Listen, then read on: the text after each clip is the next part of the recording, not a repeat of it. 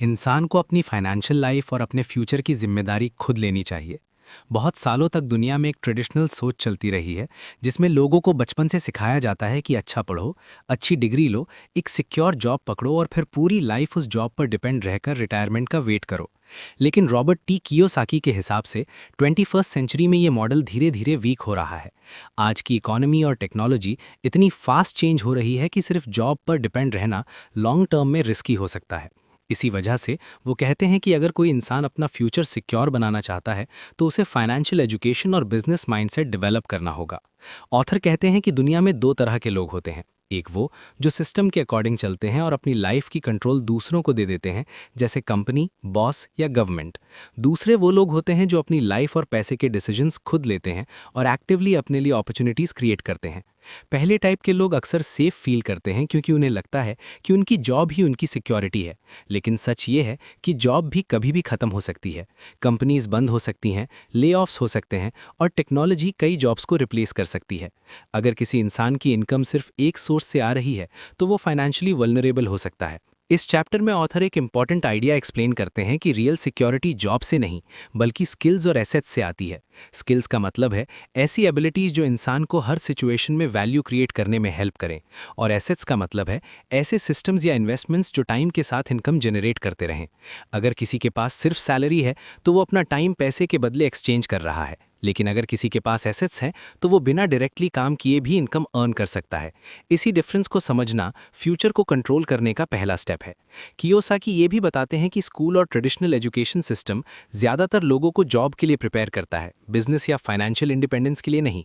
बचपन से हमें सिखाया जाता है कि रिस्क से बचना चाहिए, स्टेबल करियर चूज करना चाहिए और सेफ पाथ फॉलो करना चाहिए।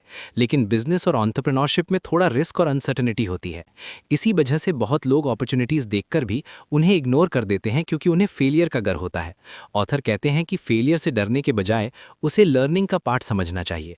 हर सक्सेसफुल एंटरप्रेन्योर ने लाइफ में मल्टीपल फेलियर्स फेस किए होते हैं। इस चैप्टर का एक और इम्पॉर्टेंट एस्पेक्ट माइंडसेट से रिलेटेड है। कियोसाकी कहते हैं कि अगर कोई इंसान अपना फ्यूचर चेंज करना चाहता है तो सबसे पहले उसे अपनी थिंकिंग चेंज करनी पड़ेगी। अगर कोई हमेशा ये सोचता रहे कि मेरे पास पैसे नहीं है, मैं बिजनेस नहीं कर सकता या मेरे पास टाइम नहीं है, तो वो कभी नए अपॉर्चुनिटीज़ एक्सप्लोर नहीं करेगा। लेकिन अगर इंसान ये सोचना शुरू करे कि मैं कैसे सीख सकता हूँ, मैं कैसे ग्रो कर सकता हूँ और मैं कैसे एक्स्ट्रा इनकम क्रिएट कर सकता हूँ, तो उसकी डायरेक्शन बदल सकती है। ऑथर ये भी समझाते हैं कि दुनिया में टेक्नोलॉजी और ग्लोबलाइजेशन ने बहुत नए अपॉर्चुनिटीज़ क्रिएट किए हैं। आज एक इंसान इंटरनेट और नेटवर्क्स के थ्रू दुनिया के किसी भी कोने से बिजनेस कर सकता है। पहले बिजनेस स्टार्ट करने के लिए बहुत बड़ा कैपिटल चाहिए होता था, लेकिन आज कई मॉडल्स ऐसे हैं जिसमें रिलेटिवली कम पैसे से भी शुरुआत हो सकती है। इसीलिए 21st सेंचुरी में पॉसिबिलिटीज़ पहले से ज़्यादा हैं, बस लोगों को उन्हें देखने और समझने की ज़रूरत है। इस चैप्टर में एक साइकोलॉजिकल बैरियर का भी जिक्र होता है। बहुत लोग अपने कंफर्ट जोन में रहना पसंद करते हैं। जॉब एक प्रेडिक्टेबल रूटीन देती है जिसमें फिक्स्ड सैलरी और फिक्स्ड रिस्पॉन्सिबिलिटीज होती हैं। ये कंफर्ट जोन सेफ लगता है लेकिन लॉन्ग टर्म ग्रोथ को लिमिट कर सकता है। जब कोई इंसान अपने कंफर्ट जोन से बाहर निकलता है और नए स्किल्स सीखता है, तभी वो अपनी अर्निंग पोटेंशियल को इंक्रीज कर सकता है। फ्यूचर को कंट्रोल करने का मतलब ये नहीं है कि तुरंत जॉब छोड़ दी जाए, बल्कि ग्रेजुअली अपनी नॉलेज और अपॉर्चुनिटीज को एक्सपैंड किया जाए। कियोसाकी फाइनेंशियल लिटरेसी की इंपॉर्टेंस पर भी फोकस करते हैं। बहुत लोग पैसे कमाना तो जानते हैं, लेकिन पैसे को मैनेज करना और ग्रो करना नहीं जानते। अगर कोई इंसान अच्छी सैलरी अर्न करता है लेकिन उसे सेव या इन्वेस्ट नहीं करता, तो वो फाइनेंशियली स्ट्रगल कर सकता है। फाइनेंशियल लिटरेसी का मतलब है पैसे के रूल समझना, जैसे एसेट्स का लायबिलिटीज का डिफरेंस, कैश फ्लो का कॉन्सेप्ट और लॉन्ग टर्म वेल्थ बिल्डिंग की स्ट्रैटेजीज। जब कोई इंसान ये बेसिक कॉन्सेप्ट समझ लेता है तो वो अपने फाइनेंशियल डिसीजन ज़्यादा इंटेलिजेंटली ले सकता है। ऑथर एक और इंटरेस्टिंग आइडिया शेयर करते हैं कि फ्यूचर को कंट्रोल करने के लिए लोगों को अपने आप पर इन्वेस्ट करना चाहिए। इसका मतलब है लर्निंग, पर्सनल डेवलपमेंट और न्यू स्किल्स पर टाइम और एनर्जी लगाना। कई लोग एंटरटेनमेंट और शॉर्ट टर्म प्लेजर्स पर ज़्यादा फोकस करते हैं, जबकि सक्सेसफुल लोग लर्निंग और ग्रोथ पर फोकस करते हैं। बुक्स पढ़ना, मेंटोर्स से सीखना और प्रैक्टिकल एक्सपीरियंस लेना इंसान की थिंकिंग और कैपेबिलिटीज़ को एक्सपैंड करता है। चैप्टर का एक और मोटिवेशनल एस्पेक्ट ये भी है कि हर इंसान के पास पोटेंशियल होता है अपनी लाइफ को चेंज करने का। कोई भी इंसान चाहे किसी भी बैकग्राउंड से हो, अगर वो डिटर्मिनेशन और लर्निंग एटीट्यूड रखता है तो वो अपनी फाइनेंशियल सिचुएशन इंप्रूव कर सकता है। ऑथर कहते हैं कि दुनिया में बहुत एग्जाम्पल्स हैं जहां लोग सिंपल बैकग्राउंड से स्टार्ट करके फाइनेंशियली इंडिपेंडेंट बन गए हैं। उन्होंने ये सब इसीलिए अचीव किया क्योंकि उन्होंने अपनी लाइफ की रिस्पॉन्सिबिलिटी खुद ली और नए अपॉर्चुनिटीज़ को एक्सप्लोर किया। Taking control of your future का कोर मैसेज ये है कि लाइफ में फ्रीडम और सिक्योरिटी तब आती है जब इंसान एक्टिवली अपने लिए सिस्टम्स और एसेट्स बिल्ड करता है। अगर कोई सिर्फ सैलरी पर डिपेंड करता है तो उसकी फाइनेंशियल ग्रोथ लिमिटेड रह सकती है, लेकिन अगर वो अपने टाइम का कुछ पार्ट लर्निंग, नेटवर्किंग और बिजनेस अपॉर्चुनिटीज़ पर इन्वेस्ट करता है तो धीरे धीरे उसकी फाइनेंशियल पोजीशन स्ट्रांग हो सकती है। ऑथर ये भी एम्फेसाइज करते हैं कि फ्यूचर को कंट्रोल करना एक ओवरनाइट प्रोसेस नहीं है, ये एक ग्रेजुअल जर्नी है जिसमें पेशेंस, डिसिप्लिन और कंसिस्टेंसी की ज़रूरत होती है। हर छोटा स्टेप इंपॉर्टेंट होता है, चाहे वो एक नई स्किल सीखना हो, एक नई अपॉर्चुनिटी एक्सप्लोर करना हो या एक स्मॉल इन्वेस्टमेंट स्टार्ट करना हो। जब ये स्मॉल स्टेप्स टाइम के साथ अक्यूमुलेट होते हैं तो वो एक स्ट्रॉन्ग फाइनेंशियल फाउंडेशन क्रिएट कर देते हैं। इस चैप्टर का ओवरऑल टोन इंस्पिरेशनल है। कियोसाकी रीडर्स को एनकरेज करते हैं कि वो अपने फियर्स और डाउट्स को साइड पर रखकर अपनी पॉसिबिलिटीज़ पर फोकस करें। दुनिया में चेंज हमेशा होता रहेगा और जो लोग चेंज को एक्सेप्ट करके अडैप्ट करते हैं वो ज़्यादा सक्सेसफुल होते हैं। अगर कोई इंसान एक्टिवली सीखने और ग्रो करने के लिए रेडी है तो वो अपने फ्यूचर को शेप कर सकता है। ऑथर ये मैसेज देते हैं कि सबसे बड़ा एसेट इंसान का माइंडसेट होता है। अगर माइंडसेट पॉजिटिव, क्यूरियस और ग्रोथ ओरिएंटेड है तो अपॉर्चुनिटीज़ ऑटोमेटिकली दिखने लगती हैं, लेकिन अगर माइंडसेट फियर और डाउट से भरा हो तो इंसान सेफ चॉइसेस में ही अटका रह जाता है। इसीलिए फ्यूचर को कंट्रोल करने का पहला स्टेप है अपनी थिंकिंग को एक्सपैंड करना और ये बिलीव करना कि लाइफ में पॉसिबिलिटीज़ अनलिमिटेड है। इस तरह taking control of your future readers को ये समझाता है कि फाइनेंशियल इंडिपेंडेंस और फ्रीडम किसी एक लकी इवेंट का रिजल्ट नहीं होती, बल्कि कॉन्शियस डिसीजंस और कंटिन्यूअस लर्निंग का रिजल्ट होती है। जब इंसान अपनी लाइफ की रिस्पॉन्सिबिलिटी एक्सेप्ट करता है, फाइनेंशियल एजुकेशन सीखता है और नए अपॉर्चुनिटीज़ को एक्सप्लोर करता है, तभी वो अपने फ्यूचर को ग्रेजुअली बेटर डायरेक्शन में ले जा सकता है। अक्सर लोग जब इकोनॉमिक प्रॉब्लम्स, जॉब इनसिक्योरिटी या फाइनेंशियल इंस्टेबिलिटी देखते हैं तो वो सिर्फ नेगेटिव साइड पर फोकस करते हैं। लेकिन रॉबर्ट टी कियोसाकी का कहना है कि हर प्रॉब्लम के साथ एक सिल्वर लाइनिंग भी होती है, मतलब एक ऐसी हिडन अपॉर्चुनिटी जो सिर्फ उन लोगों को दिखाई देती है जो ओपन माइंड के साथ सिचुएशन को देखते हैं। ये चैप्टर रीडर्स को एनकरेज करता है कि वो दुनिया में हो रहे इकोनॉमिक चेंजेस को सिर्फ फियर की नज़र से ना देखें, बल्कि उन्हें समझने की कोशिश करें और देखें कि उनके अंदर कौन सी पॉसिबिलिटीज़ छुपी हुई हैं। ऑथर बताते हैं कि पिछले कुछ डेकेड्स में दुनिया की इकोनॉमी बहुत फास्ट चेंज हुई है। टेक्नोलॉजी, ग्लोबलाइजेशन और ऑटोमेशन ने काम करने के तरीके को कंप्लीटली ट्रांसफॉर्म कर दिया है। पहले लोग एक ही कंपनी में सालों तक काम करते थे और रिटायरमेंट तक उनकी जॉब रिलेटिवली सिक्योर होती थी। लेकिन अब सिचुएशन डिफरेंट है। कंपनीज कॉन्स्टेंटली चेंज हो रही हैं, इंडस्ट्रीज इवॉल्व हो रही हैं और कई ट्रेडिशनल जॉब्स डिसअपियर भी हो रही हैं। इस वजह से कई लोग इनसिक्योर फील करते हैं और उन्हें लगता है कि उनका फ्यूचर अनसर्टेन है।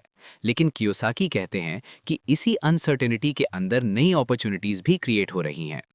इस चैप्टर में वो एक्सप्लेन करते हैं कि जब इकोनॉमी शिफ्ट होती है तो कुछ पुराने सिस्टम्स वीक हो जाते हैं, लेकिन साथ ही नए सिस्टम्स भी डेवलप होते हैं। जो लोग सिर्फ पुराने सिस्टम पर डिपेंड करते हैं उन्हें स्ट्रगल फील हो सकता है, लेकिन जो लोग फ्लेक्सिबल और अडेप्टेबल होते हैं वो नए एनवायरनमेंट में अपने लिए नए रास्ते बना लेते हैं। इसी अडेप्टेबिलिटी को ऑथर फ्यूचर सक्सेस का इम्पॉर्टेंट फैक्टर मानते हैं। कियोसाकी एक इम्पॉर्टेंट कॉन्सेप्ट डिस्कस करते हैं कि फाइनेंशियल क्राइसिस या इकोनॉमिक डाउनटर्न अक्सर लोगों के लिए वेकअप कॉल बन जाता है। जब सब कुछ नॉर्मल चल रहा होता है तब बहुत लोग अपनी फाइनेंशियल लाइफ पर ज़्यादा ध्यान नहीं देते। वो सिर्फ सैलरी पर डिपेंड रहते हैं और सोचते हैं कि सब कुछ हमेशा ऐसे ही चलेगा। लेकिन जब कोई इकोनॉमिक प्रॉब्लम आती है तब लोग रियलाइज़ करते हैं कि उन्हें अपनी फाइनेंशियल सिचुएशन को बेटर समझने की ज़रूरत है। ये रियलाइजेशन कभी कभी अनकंफर्टेबल होती है, लेकिन इसी प्रोसेस के थ्रू लोग नए सॉल्यूशंस और अपॉर्चुनिटीज़ एक्सप्लोर करते हैं। ऑथर ये भी बताते हैं कि दुनिया में हर इकोनॉमिक शिफ्ट कुछ लोगों को लॉस देता है और कुछ लोगों को एडवांटेज। ये डिफरेंस सिर्फ सिचुएशन का नहीं होता बल्कि माइंडसेट का भी होता है। अगर कोई इंसान सिर्फ प्रॉब्लम्स पर फोकस करता है तो उसे हर जगह डिफिकल्टी ही दिखेगी, लेकिन अगर वो अपॉर्चुनिटीज़ पर फोकस करता है तो उसे नए आइडियाज़ और पॉसिबिलिटीज़ दिखने लगेंगे। इसी माइंडसेट डिफरेंस को ऑथर सिल्वर लाइनिंग का कॉन्सेप्ट कहते हैं। इस चैप्टर में कियोसाकी एक और इंटरेस्टिंग ऑब्जर्वेशन शेयर करते हैं कि टेक्नोलॉजी और नेटवर्क्स ने बिजनेस और इनकम क्रिएट करने के तरीके को डेमोक्रेटाइज कर दिया है। आज एक इंसान को सक्सेसफुल बिजनेस स्टार्ट करने के लिए ज़रूरी नहीं कि उसके पास बहुत बड़ा कैपिटल हो या कोई स्पेशल बैकग्राउंड हो। इंटरनेट और नेटवर्किंग सिस्टम्स ने ऑर्डिनरी लोगों के लिए भी नए डोर्स ओपन किए हैं। अगर कोई इंसान लर्निंग के लिए रेडी है और नए टूल्स को यूज़ करना सीख लेता है तो वो अपने लिए इनकम के नए सोर्सेज क्रिएट कर सकता है। ऑथर का कहना है कि ट्रेडिशनल थिंकिंग में लोग जॉब को ही प्राइमरी सोर्स ऑफ सिक्योरिटी मानते हैं, लेकिन मॉडर्न इकोनॉमी में जॉब सिक्योरिटी उतनी स्ट्रांग नहीं रही जितनी पहले हुआ करती थी। इसलिए वो रीडर्स को एनकरेज करते हैं कि वो अपनी फाइनेंशियल लाइफ को डाइवर्सिफाई करें। डाइवर्सिफिकेशन का मतलब है मल्टीपल इनकम सोर्सेज क्रिएट करना और सिर्फ एक सिस्टम पर डिपेंड ना रहना। जब किसी के पास मल्टीपल स्ट्रीम्स ऑफ इनकम होती हैं तो इकोनॉमिक चेंजेस का इम्पैक्ट कंपैरेटिवली कम हो जाता है। द सिल्वर लाइनिंग चैप्टर का एक इमोशनल एंगल भी है। कियोसाकी एक्नॉलेज करते हैं कि इकोनॉमिक चेंजेस कई लोगों के लिए स्ट्रेसफुल हो सकते हैं। जॉब लॉस, फाइनेंशियल प्रेशर और अनसर्टेनिटी रियल चैलेंजेस हैं। लेकिन वो कहते हैं कि हिस्ट्री में हर बड़ा चेंज एक नए एरा की शुरुआत भी करता है। अगर कोई इंसान सिर्फ फियर के इन्फ्लुएंस में डिसीजंस लेता है तो वो अपॉर्चुनिटीज मिस कर सकता है। लेकिन अगर वो काम माइंड से सिचुएशन को एनालाइज करे और नए आइडियाज एक्सप्लोर करे तो वो अपनी लाइफ को बेटर डायरेक्शन में ले जा सकता है। इस चैप्टर में ऑथर ये भी एम्फसाइज करते हैं कि नॉलेज और फाइनेंशियल एजुकेशन बहुत इंपॉर्टेंट रोल प्ले करते हैं। जब लोग इकोनॉमी और मनी के बेसिक प्रिंसिपल्स समझ लेते हैं तो वो चेंजेस को बेटर हैंडल कर सकते हैं। फाइनेंशियल एजुकेशन इंसान को ये समझने में हेल्प करती है कि मार्केट कैसे काम करता है, वेल्थ कैसे क्रिएट होती है और लॉन्ग टर्म फाइनेंशियल स्टेबिलिटी कैसे बिल्ड की जा सकती है। जब किसी के पास ये अंडरस्टैंडिंग होती है तो वो अनसर्टेनिटी के टाइम पर भी ज़्यादा कॉन्फिडेंट फील करता है। कियोसाकी एक और पॉइंट हाईलाइट करते हैं कि दुनिया में हर इकोनॉमिक शिफ्ट कुछ लोगों को लॉस देता है और कुछ लोगों को एडवांटेज। ये डिफरेंस सिर्फ सिचुएशन का नहीं होता बल्कि माइंडसेट का भी होता है। अगर कोई इंसान सिर्फ प्रॉब्लम्स पर फोकस करता है तो उसे हर जगह डिफिकल्टी ही दिखेगी। लेकिन अगर वो अपॉर्चुनिटीज पर फोकस करता है तो उसे नए आइडियाज और पॉसिबिलिटीज दिखने लगेंगे। इसी माइंडसेट डिफरेंस को ऑथर सिल्वर लाइनिंग का कॉन्सेप्ट कहते हैं। अगर कोई इंसान थोड़ा पॉज करके सिचुएशन को लॉजिकली एनालाइज करे तो उसे नए सॉल्यूशंस मिल सकते हैं। हर चैलेंज के अंदर एक लेसन होता है और हर लेसन फ्यूचर ग्रोथ के लिए वैल्यूएबल होता है। इसी प्रोसेस के थ्रू इंसान ग्रेजुअली स्ट्रॉन्गर और स्मार्टर बनता है। बहुत लोग सिर्फ सर्कमस्टेंसेस के अकॉर्डिंग रिएक्ट करते रहते हैं, लेकिन सक्सेसफुल लोग प्रोएक्टिव अप्रोच रखते हैं। वो चेंज का वेट नहीं करते बल्कि चेंज को समझकर उसके अकॉर्डिंग अपनी स्ट्रैटेजी एडजस्ट करते हैं। यही प्रोएक्टिव माइंडसेट ही उन्हें लॉन्ग टर्म में सक्सेसफुल बनाता है। कियोसाकी का मैसेज ये है कि दुनिया में अनसर्टेनिटी हमेशा रहेगी, लेकिन अनसर्टेनिटी का मतलब सिर्फ डेंजर नहीं होता, उसके अंदर अपॉर्चुनिटी भी होती है। अगर कोई इंसान अपनी थिंकिंग को फ्लेक्सिबल रखे, नए स्किल्स सीखने के लिए रेडी रहे और फाइनेंशियल एजुकेशन पर फोकस करे तो वो किसी भी एनवायरनमेंट में ग्रो कर सकता है। फ्यूचर उन लोगों का होता है जो चेंज को एक्सेप्ट करते हैं और उसके साथ अडेप्ट करते हैं। टेम्परेरी प्रॉब्लम्स या इकोनॉमिक फ्लक्चुएशंस परमानेंट नहीं होते। टाइम के साथ सिचुएशंस चेंज होती रहती हैं। जो लोग पेशेंस और लर्निंग एटीट्यूड मेंटेन करते हैं वो इवेंचुअली बेटर अपॉर्चुनिटीज डिस्कवर कर लेते हैं। इसीलिए वो कहते हैं कि हर डार्क क्लाउड के अंदर एक सिल्वर लाइनिंग होती है, बस उसे देखने के लिए राइट माइंडसेट और अवेयरनेस की जरूरत होती है। इकोनॉमिक चेंजेस और अनसर्टेनिटीज को सिर्फ नेगेटिव नजरिए से देखना इनकम्प्लीट अप्रोच है। इन चेंजेस के अंदर नई पॉसिबिलिटीज भी छुपी होती हैं। अगर कोई इंसान अपने फियर्स को साइड पर रखकर ओपन माइंड से सिचुएशन को एक्सप्लोर करता है तो वो अपने लिए नए पाथ्स और अपॉर्चुनिटीज क्रिएट कर सकता है। ये चैप्टर अल्टीमेटली एक ऑप्टिमिस्टिक मैसेज देता है कि चैलेंजेस लाइफ का नेचुरल पार्ट है, लेकिन उनके अंदर ग्रोथ और सक्सेस के सीड्स भी छुपे होते हैं। कियोसाकी ये समझाने की कोशिश करते हैं कि लोग सिर्फ फिजिकल जगह पर नहीं रहते बल्कि मेंटल और फाइनेंशियल सिस्टम्स के अंदर भी रहते हैं। इसका मतलब ये है कि किसी इंसान की इनकम, उसका करियर पाथ और उसकी फाइनेंशियल सिचुएशन लार्जली उसकी थिंकिंग और उसके चॉइसेस से इन्फ्लुएंस होती है। इस चैप्टर में ऑथर रीडर्स को इनकरेज करते हैं कि वो अपनी करंट फाइनेंशियल पोजीशन को ऑनेस्टली इवैल्यूएट करें और समझें कि वो किस तरह के इकोनॉमिक वर्ल्ड में रह रहे हैं। ऑथर कहते हैं कि सोसाइटी में जनरली लोग अलग अलग तरीके से पैसे कमाते हैं। कुछ लोग जॉब करते हैं, कुछ लोग सेल्फ एम्प्लॉयड होते हैं, कुछ लोग बिजनेसेस ओन करते हैं और कुछ लोग इन्वेस्टमेंट से इनकम जनरेट करते हैं। इन सब कैटेगरीज के पीछे एक अलग माइंडसेट और लाइफस्टाइल होता है। बहुत सारे लोग अपनी पूरी लाइफ एक ही कैटेगरी में रह जाते हैं क्योंकि उन्हें वही सेफ और familiar लगता है। लेकिन कियोसाकी का कहना है कि अगर कोई इंसान अपनी फाइनेंशियल फ्रीडम को इंक्रीज करना चाहता है तो उसे ये समझना होगा कि वो अभी किस फाइनेंशियल एनवायरनमेंट में रह रहा है और क्या उस एनवायरनमेंट में लॉन्ग टर्म ग्रोथ की पॉसिबिलिटीज लिमिटेड हैं या नहीं। इस चैप्टर का मेन पर्पस रीडर्स को अवेयरनेस देना है। ऑथर एक्सप्लेन करते हैं कि कई लोग अपनी जॉब से सैटिस्फाइड होते हैं और उन्हें लगता है कि उनका फ्यूचर सिक्योर है, लेकिन कभी-कभी ये सिक्योरिटी सिर्फ एक इल्यूजन भी हो सकती है। अगर कोई इंसान सिर्फ एक सैलरी पर डिपेंड करता है तो उसकी फाइनेंशियल स्टेबिलिटी काफ़ी हद तक उस कंपनी या ऑर्गेनाइजेशन पर डिपेंड करती है जहां वो काम कर रहा है। अगर इकोनॉमिक सिचुएशन चेंज हो जाए या कंपनी की पॉलिसीज चेंज हो जाए तो उस इंसान की इनकम भी डायरेक्टली अफेक्ट हो सकती है। इसी वजह से कियोसाकी रीडर्स को इनकरेज करते हैं कि वो सिर्फ एक सिस्टम पर डिपेंड ना रहें बल्कि अपनी पॉसिबिलिटीज़ को एक्सपैंड करें। ऑथर ये भी समझाते हैं कि हर फाइनेंशियल कैटेगरी के अपने एडवांटेजेस और चैलेंजेस होते हैं। जॉब करने वाले लोगों को फिक्स्ड इनकम और स्ट्रक्चर्ड रूटीन मिलता है, लेकिन उनकी अर्निंग पोटेंशियल यूजुअली लिमिटेड होती है। सेल्फ एम्प्लॉयड लोगों को इंडिपेंडेंस मिलती है, लेकिन उन्हें अपना बिजनेस पर्सनली मैनेज करना पड़ता है, जिसमें टाइम और एनर्जी काफ़ी लगती है। बिजनेस ओनर्स और इन्वेस्टर्स के पास सिस्टम्स और एसेट्स होते हैं जो उनके लिए इनकम जनरेट करते हैं, लेकिन वहाँ तक पहुँचने के लिए लर्निंग और पेशेंस की ज़रूरत होती है। कियोसाकी का फोकस ये है कि लोग अपनी लाइफ को एक ही पैटर्न में लिमिट ना करें। अगर कोई इंसान अपने फ्यूचर को कंट्रोल करना चाहता है तो उसे ग्रेजुअली उन सिस्टम्स की तरफ मूव करना होगा जहां इनकम सिर्फ पर्सनल एफर्ट पर डिपेंड ना हो। इसका मतलब ये नहीं है कि सबको तुरंत जॉब छोड़ देनी चाहिए, बल्कि ये ग्रेजुअल ट्रांजिशन हो सकता है जहां इंसान लर्निंग और एक्सपीरियंस के थ्रू अपने ऑप्शंस को ब्रॉडन करता है। चैप्टर में ऑथर माइंडसेट की इंपॉर्टेंस पर भी बहुत एम्फेसिस देते हैं। वो कहते हैं कि लोग अक्सर वही चूज करते हैं जो उन्हें फेमिलियर लगता है। अगर किसी का एनवायरनमेंट ऐसा है जहां सब लोग सिर्फ जॉब्स करते हैं तो उसके लिए बिजनेस या इन्वेस्टिंग के बारे में सोचना थोड़ा अनयूजुअल लग सकता है। लेकिन अगर कोई इंसान अपनी थिंकिंग को एक्सपैंड करता है और नए आइडियाज़ के लिए ओपन रहता है तो वो ग्रेजुअली नए अपॉर्चुनिटीज़ देखने लगता है। इस प्रोसेस में लर्निंग और एक्सपोजर बहुत इंपॉर्टेंट रोल प्ले करते हैं। कियोसाकी एक और इंटरेस्टिंग आइडिया डिस्कस करते हैं कि लोग अपनी आइडेंटिटी को भी अपने वर्क से अटैच कर लेते हैं। जब कोई इंसान सालों तक एक पर्टिकुलर प्रोफेशन में काम करता है तो उसे लगता है कि वही उसकी आइडेंटिटी है, लेकिन ऑथर कहते हैं कि इंसान की रियल पोटेंशियल उसकी करंट जॉब या प्रोफेशन से बहुत ज़्यादा हो सकती है।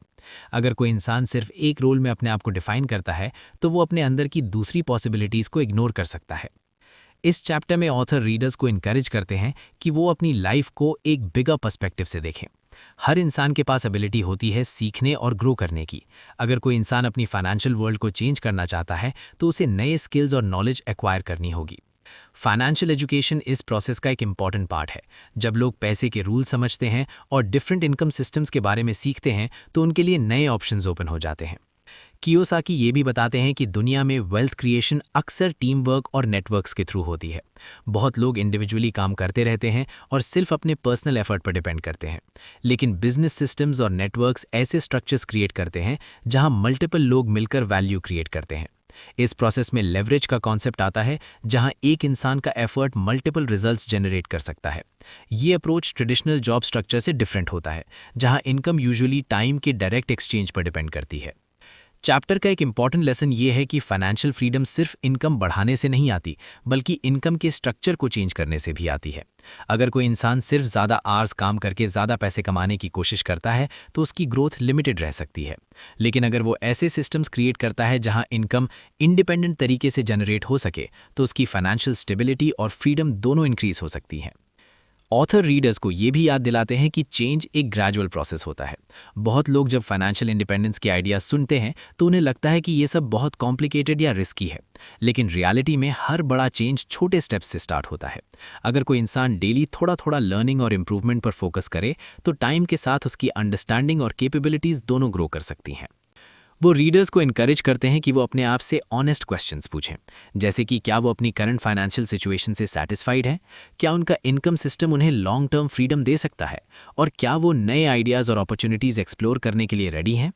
ये क्वेश्चंस इंसान को अपनी लाइफ के डायरेक्शन पर डीपर लेवल पर सोचने के लिए इंस्पायर करते हैं। ऑथर का मैसेज ये है कि फ्यूचर उन लोगों का होता है जो लर्निंग और अडेप्टेबिलिटी को एम्ब्रेस करते हैं। अगर कोई इंसान अपनी लाइफ को कॉन्शियसली डिज़ाइन करता है और नए पॉसिबिलिटीज़ के लिए ओपन रहता है तो वो ग्रेजुअली अपने फाइनेंशियल वर्ल्ड को चेंज कर सकता है। इस प्रोसेस में पेशेंस और परसिस्टेंस इंपॉर्टेंट होते हैं, क्योंकि रियल चेंज टाइम के साथ डेवलप होता है। हर इंसान के पास चॉइस होती है कि वो किस फाइनेंशियल वर्ल्ड में रहना चाहता है। सिचुएशन चाहे जो भी हो, लर्निंग और ग्रोथ के थ्रू नए डोर्स ओपन किए जा सकते हैं। जब इंसान अपने कंफर्ट जोन से बाहर निकलकर नए आइडियाज़ को एक्सप्लोर करता है तो उसकी लाइफ के ऑप्शंस एक्सपैंड हो जाते हैं। कियोसाकी मानते हैं कि फाइनेंशियल लाइफ सिर्फ सर्कमस्टांसेस का रिजल्ट नहीं होती, बल्कि डिसीजंस और माइंडसेट का भी रिजल्ट होती है। अगर कोई इंसान अपनी करंट पोजीशन को समझकर कॉन्शियसली बेटर सिस्टम्स की तरफ मूव करता है तो वो अपने फ्यूचर को ज़्यादा सिक्योर और फुलफिलिंग बना सकता है। ये चैप्टर अल्टीमेटली एक अवेयरनेस क्रिएट करता है कि हर इंसान के पास अपनी फाइनेंशियल जर्नी को शेप करने की पावर होती है, बस उसे अपने एनवायरनमेंट और अपॉर्चुनिटीज़ को क्लियरली देखना और समझना होता है। कियोसाकी कहते हैं कि हर इंसान के अंदर कुछ फाइनेंशियल बिलीफ्स और प्रायोरिटीज़ होती हैं जो उसके डिसीजंस को गाइड करती हैं। इन बिलीफ्स को ही वो कोर फाइनेंशियल वैल्यूज़ कहते हैं। ये वैल्यूज़ अक्सर बचपन, फैमिली एनवायरनमेंट, एजुकेशन और सोसाइटी से इन्फ्लुएंस होती हैं। कई बार लोग खुद भी रियलाइज़ नहीं करते कि उनके फाइनेंशियल डिसीजंस के पीछे उनकी कौन सी वैल्यूज़ काम कर रही हैं। लेकिन जब इंसान अपनी कोर वैल्यूज़ को समझ लेता है तो उसके लिए अपनी फाइनेंशियल लाइफ को कॉन्शियसली डिज़ाइन करना आसान हो जाता है। ऑथर एक्सप्लेन करते हैं कि दुनिया में लोग पैसे को अलग अलग तरीके से देखते हैं। कुछ लोगों के लिए स्टेबिलिटी और सिक्योरिटी सबसे इंपॉर्टेंट होती है। उन्हें फिक्स्ड इनकम और प्रेडिक्टेबल रूटीन पसंद होता है। दूसरी तरफ कुछ लोग इंडिपेंडेंस और फ्रीडम को ज़्यादा वैल्यू करते हैं। वो अपनी लाइफ में फ्लेक्सिबिलिटी और सेल्फ कंट्रोल चाहते हैं। ये दोनों अप्रोचेस गलत नहीं हैं, लेकिन इनका रिजल्ट अलग अलग होता है। अगर कोई इंसान सिक्योरिटी को सबसे ज़्यादा इंपॉर्टेंस देता है तो वो यूजुअली ऐसे करियर पाथ चूज़ करेगा जहां रिस्क कम हो और इनकम स्टेबल हो। लेकिन अगर कोई इंसान फ्रीडम और ग्रोथ को प्रायोरिटी देता है तो वो ऐसे ऑप्शंस एक्सप्लोर करेगा जहां अपॉर्चुनिटीज़ ज़्यादा हों, चाहे उनमें थोड़ा अनसर्टेनिटी भी हो। कियोसाकी का कहना है कि प्रॉब्लम तब होती है जब इंसान अपनी रियल वैल्यूज़ को क्लियरली समझता नहीं है। कई लोग सोसाइटी के प्रेशर या एक्सपेक्टेशंस के अकॉर्डिंग डिसीजंस ले लेते हैं, जैसे कि फैमिली या कम्युनिटी कभी कभी एक पर्टिकुलर करियर को सेफ या रिस्पेक्टेबल मानते हैं और लोग उस डायरेक्शन में चले जाते हैं बिना ये सोचे कि क्या वो उनकी पर्सनल वैल्यूज़ से मैच करता है या नहीं। टाइम के साथ जब उन्हें रियलाइज़ होता है कि उनकी लाइफ उनके इंटरनल गोल्स से अलाइन नहीं हो रही, तब डिससैटिस्फैक्शन और फ्रस्ट्रेशन फील हो सकती है। इस चैप्टर में ऑथर एम्फसाइज करते हैं कि फाइनेंशियल सक्सेस सिर्फ इनकम के साइज से मेजर नहीं होती। रियल सक्सेस तब होती है जब इंसान की फाइनेंशियल लाइफ उसकी पर्सनल वैल्यूज़ और गोल्स के साथ अलाइन हो। अगर कोई इंसान बहुत पैसे कमा रहा है लेकिन उसके पास फ्रीडम या सेटिस्फैक्शन नहीं है तो वो इंटरनली फुलफिल्ड फील नहीं करेगा। इसी तरह अगर कोई इंसान सिर्फ कंफर्ट जोन में रहकर ग्रोथ अपॉर्चुनिटीज़ को इग्नोर करता है तो लॉन्ग टर्म में उसे रिग्रेट हो सकता है। इसीलिए कियोसाकी रीडर्स को एनकरेज करते हैं कि वो अपने आप से ऑनेस्टली पूछें कि उनके लिए पैसे का रियल पर्पस क्या है। ऑथर एक और इंटरेस्टिंग पॉइंट डिस्कस करते हैं कि फाइनेंशियल वैल्यूज़ डायरेक्टली इंसान के डिसीजंस को शेप करती हैं। अगर किसी की वैल्यू सिक्योरिटी है तो वो रिस्की इन्वेस्टमेंट्स या न्यू बिजनेस अपॉर्चुनिटीज़ से दूर रह सकता है। अगर किसी की वैल्यू ग्रोथ और इंडिपेंडेंस है तो वो नए एक्सपेरिमेंट्स और लर्निंग के लिए ओपन होगा। ये डिफरेंस ही अलग अलग फाइनेंशियल पाथ्स क्रिएट करता है। इसी वजह से दो लोग सेम सिचुएशन में होते हुए भी कंप्लीटली डिफरेंट डिसीजंस ले सकते हैं। कियोसाकी ये भी समझाते हैं कि फाइनेंशियल एजुकेशन का एक इम्पॉर्टेंट पार्ट ये है कि इंसान अपनी इंटरनल प्रायोरिटीज़ को समझता है। जब तक इंसान अपनी इंटरनल प्रायोरिटीज़ को समझता नहीं है तब तक वो एक्सटर्नल एडवाइस को ब्लाइंडली फॉलो कर सकता है। लेकिन हर एडवाइस हर इंसान के लिए सूटेबल नहीं होती। जो स्ट्रैटेजी एक पर्सन के लिए परफेक्ट हो सकती है वो दूसरे के लिए अप्रोप्रिएट नहीं भी हो सकती। इसीलिए सेल्फ अवेयरनेस बहुत इंपॉर्टेंट है। चैप्टर में एक सटल मैसेज ये भी है कि वैल्यू स्टैटिक नहीं होती। टाइम के साथ इंसान की थिंकिंग और प्रायोरिटीज़ चेंज हो सकती हैं। जब कोई यंग होता है तो उसकी गोल्स और प्रेफरेंसेस डिफरेंट हो सकते हैं और एक्सपीरियंस के साथ उनमें एवोल्यूशन आ सकता है। लेकिन अगर इंसान कॉन्शियसली अपनी वैल्यूज़ पर रिफ्लेक्ट करता रहे तो वो अपनी लाइफ के डायरेक्शन को बेटर तरीके से गाइड कर सकता है। कियोसाकी रीडर्स को ये भी समझाते हैं कि सोसाइटी में लोग अक्सर सिक्योरिटी और स्टेबिलिटी को आइडियल मानते हैं, लेकिन कभी कभी ये अप्रोच लॉन्ग टर्म ग्रोथ को लिमिट कर सकती है। अगर इंसान सिर्फ सेफ ऑप्शंस चूज करता रहे तो वो नए पॉसिबिलिटीज़ एक्सप्लोर नहीं कर पाता। दूसरी तरफ अगर कोई इंसान सिर्फ रिस्क लेने पर फोकस करे और स्टेबिलिटी को इग्नोर करे तो वो अननेसेसरी स्ट्रेस क्रिएट कर सकता है। इसीलिए ऑथर सजेस्ट करते हैं कि बैलेंस और अवेयरनेस इंपॉर्टेंट है। इस चैप्टर में एक और इम्पॉर्टेंट थीम रिस्पॉन्सिबिलिटी का है। कियोसाकी कहते हैं कि इंसान को अपनी फाइनेंशियल लाइफ की रिस्पॉन्सिबिलिटी खुद लेनी चाहिए। अगर कोई इंसान सिर्फ सर्कमस्टांसेस या दूसरों को ब्लेम करता रहे तो वो अपनी सिचुएशन को चेंज करने की पावर लूज कर देता है। लेकिन जब इंसान अपनी चॉइसेस और वैल्यूज़ को समझकर डिसीजंस लेता है तो वो ग्रेजुअली अपने फ्यूचर को शेप कर सकता है। ऑथर ये भी बताते हैं कि फाइनेंशियल ग्रोथ के लिए सिर्फ टेक्निकल नॉलेज ही नहीं बल्कि पर्सनल डेवलपमेंट भी ज़रूरी है। जब इंसान अपने फियर्स, डाउट्स और लिमिटिंग बिलीव्स को आइडेंटिफाई करता है तो वो उन्हें ग्रेजुअली ओवरकम कर सकता है। कई बार लोग फाइनेंशियल अपॉर्चुनिटीज से इसलिए दूर रहते हैं क्योंकि उन्हें फेलियर का डर होता है या उन्हें लगता है कि वो केपेबल नहीं है। लेकिन जब इंसान अपनी थिंकिंग को एक्सपैंड करता है और लर्निंग माइंडसेट अडॉप्ट करता है तो उसके लिए नए डोर्स ओपन हो जाते हैं। कियोसाकी का पर्सपेक्टिव ये है कि पैसे का रोल लाइफ में सिर्फ सर्वाइवल तक लिमिटेड नहीं होना चाहिए। पैसे एक टूल है जो इंसान को फ्रीडम और अपॉर्चुनिटीज़ दे सकता है, लेकिन अगर पैसे को सिर्फ शॉर्ट टर्म कंफर्ट के लिए यूज़ किया जाए तो वो उसकी फुल पोटेंशियल को रियलाइज़ नहीं कर पाता। अगर पैसे को वाइजली मैनेज किया जाए और लॉन्ग टर्म विजन के साथ यूज़ किया जाए तो वो लाइफ को ज़्यादा मीनिंगफुल और फ्लेक्सिबल बना सकता है। ऑथर रीडर्स को एनकरेज करते हैं कि वो अपनी लाइफ को थोड़ा पॉज करके इवैल्यूएट करें। वो पूछते हैं कि क्या हमारे डेली डिसीजंस हमारे रियल गोल्स के साथ अलाइन हैं? क्या हम अपनी फाइनेंशियल लाइफ को कॉन्शियसली बिल्ड कर रहे हैं या सिर्फ सर्कमस्टांसेस के अकॉर्डिंग रिएक्ट कर रहे हैं? ये क्वेश्चंस रीडर्स को डीपर लेवल पर सोचने के लिए मोटिवेट करते हैं। कियोसाकी का मैसेज ये है कि जब इंसान अपनी कोर फाइनेंशियल वैल्यूज़ को क्लियरली डिफाइन कर लेता है तो उसके डिसीजंस ज़्यादा कंसिस्टेंट और मीनिंगफुल हो जाते हैं। वो अननेसेसरी कन्फ्यूजन और एक्सटर्नल प्रेशर से बच सकता है। जब गोल्स और वैल्यूज़ क्लियर होते हैं तो इंसान को पता होता है कि उसे किस डायरेक्शन में मूव करना है और कौन से अपॉर्चुनिटीज़ उसके लिए रेलेवेंट हैं। हर इंसान अपनी लाइफ में चेंज ला सकता है, चाहे किसी की करंट फाइनेंशियल सिचुएशन कुछ भी हो। अगर वो लर्निंग और सेल्फ अवेयरनेस पर फोकस करता है तो वो ग्रेजुअली अपनी डायरेक्शन इंप्रूव कर सकता है। फाइनेंशियल ग्रोथ एक जर्नी है जिसमें पेशेंस और कंटिन्यूअस इंप्रूवमेंट की ज़रूरत होती है। आखिर में your core financial values chapter ये मैसेज देता है कि पैसे के साथ हमारा रिलेशनशिप सिर्फ नंबर्स और ट्रांजैक्शंस का मैटर नहीं है, ये हमारी थिंकिंग, बिलीव्स और प्रायोरिटीज़ से डीपली कनेक्टेड है। अगर इंसान अपने इंटरनल वैल्यूज़ को समझकर डिसीजंस लेता है तो वो अपनी फाइनेंशियल लाइफ को ज़्यादा पर्पसफुल और बैलेंस्ड बना सकता है। इस तरह ये चैप्टर रीडर्स को इंस्पायर करता है कि वो अपने फाइनेंशियल गोल्स को ब्लाइंडली फॉलो ना करें बल्कि उन्हें अपनी पर्सनल वैल्यूज़ के साथ अलाइन करें। जब वैल्यूज़ और एक्शंस एक डायरेक्शन में होते हैं तो इंसान सिर्फ फाइनेंशियल सक्सेस ही नहीं बल्कि पर्सनल सेटिस्फैक्शन और फ्रीडम भी अचीव कर सकता है। ये अंडरस्टैंडिंग ही लॉन्ग टर्म फाइनेंशियल वेलबींग की फाउंडेशन बन सकती है। Your core financial values chapter का मेन फोकस ये समझाने पर है कि पैसे के साथ हमारा बिहेवियर सिर्फ नॉलेज या स्किल्स से नहीं बल्कि हमारे इंटरनल वैल्यूज से भी डिसाइड होता है। रॉबर्ट टी कियोसाकी कहते हैं कि हर इंसान के अंदर कुछ फाइनेंशियल बिलीव्स और प्रायोरिटीज होती हैं जो उसके डिसीजंस को गाइड करती हैं। इन बिलीव्स को ही वो कोर फाइनेंशियल वैल्यूज कहते हैं। ये वैल्यूज अक्सर बचपन, फैमिली एनवायरनमेंट, एजुकेशन और सोसाइटी से इन्फ्लुएंस होती हैं। कई बार लोग खुद भी रियलाइज नहीं करते कि उनके फाइनेंशियल डिसीजंस के पीछे उनकी कौन सी वैल्यूज काम कर रही हैं। लेकिन जब इंसान अपनी कोर वैल्यूज को समझ लेता है तो उसके लिए अपनी फाइनेंशियल लाइफ को कॉन्शियसली डिजाइन करना आसान हो जाता है। ऑथर एक्सप्लेन करते हैं कि दुनिया में लोग पैसे को अलग अलग तरीके से देखते हैं।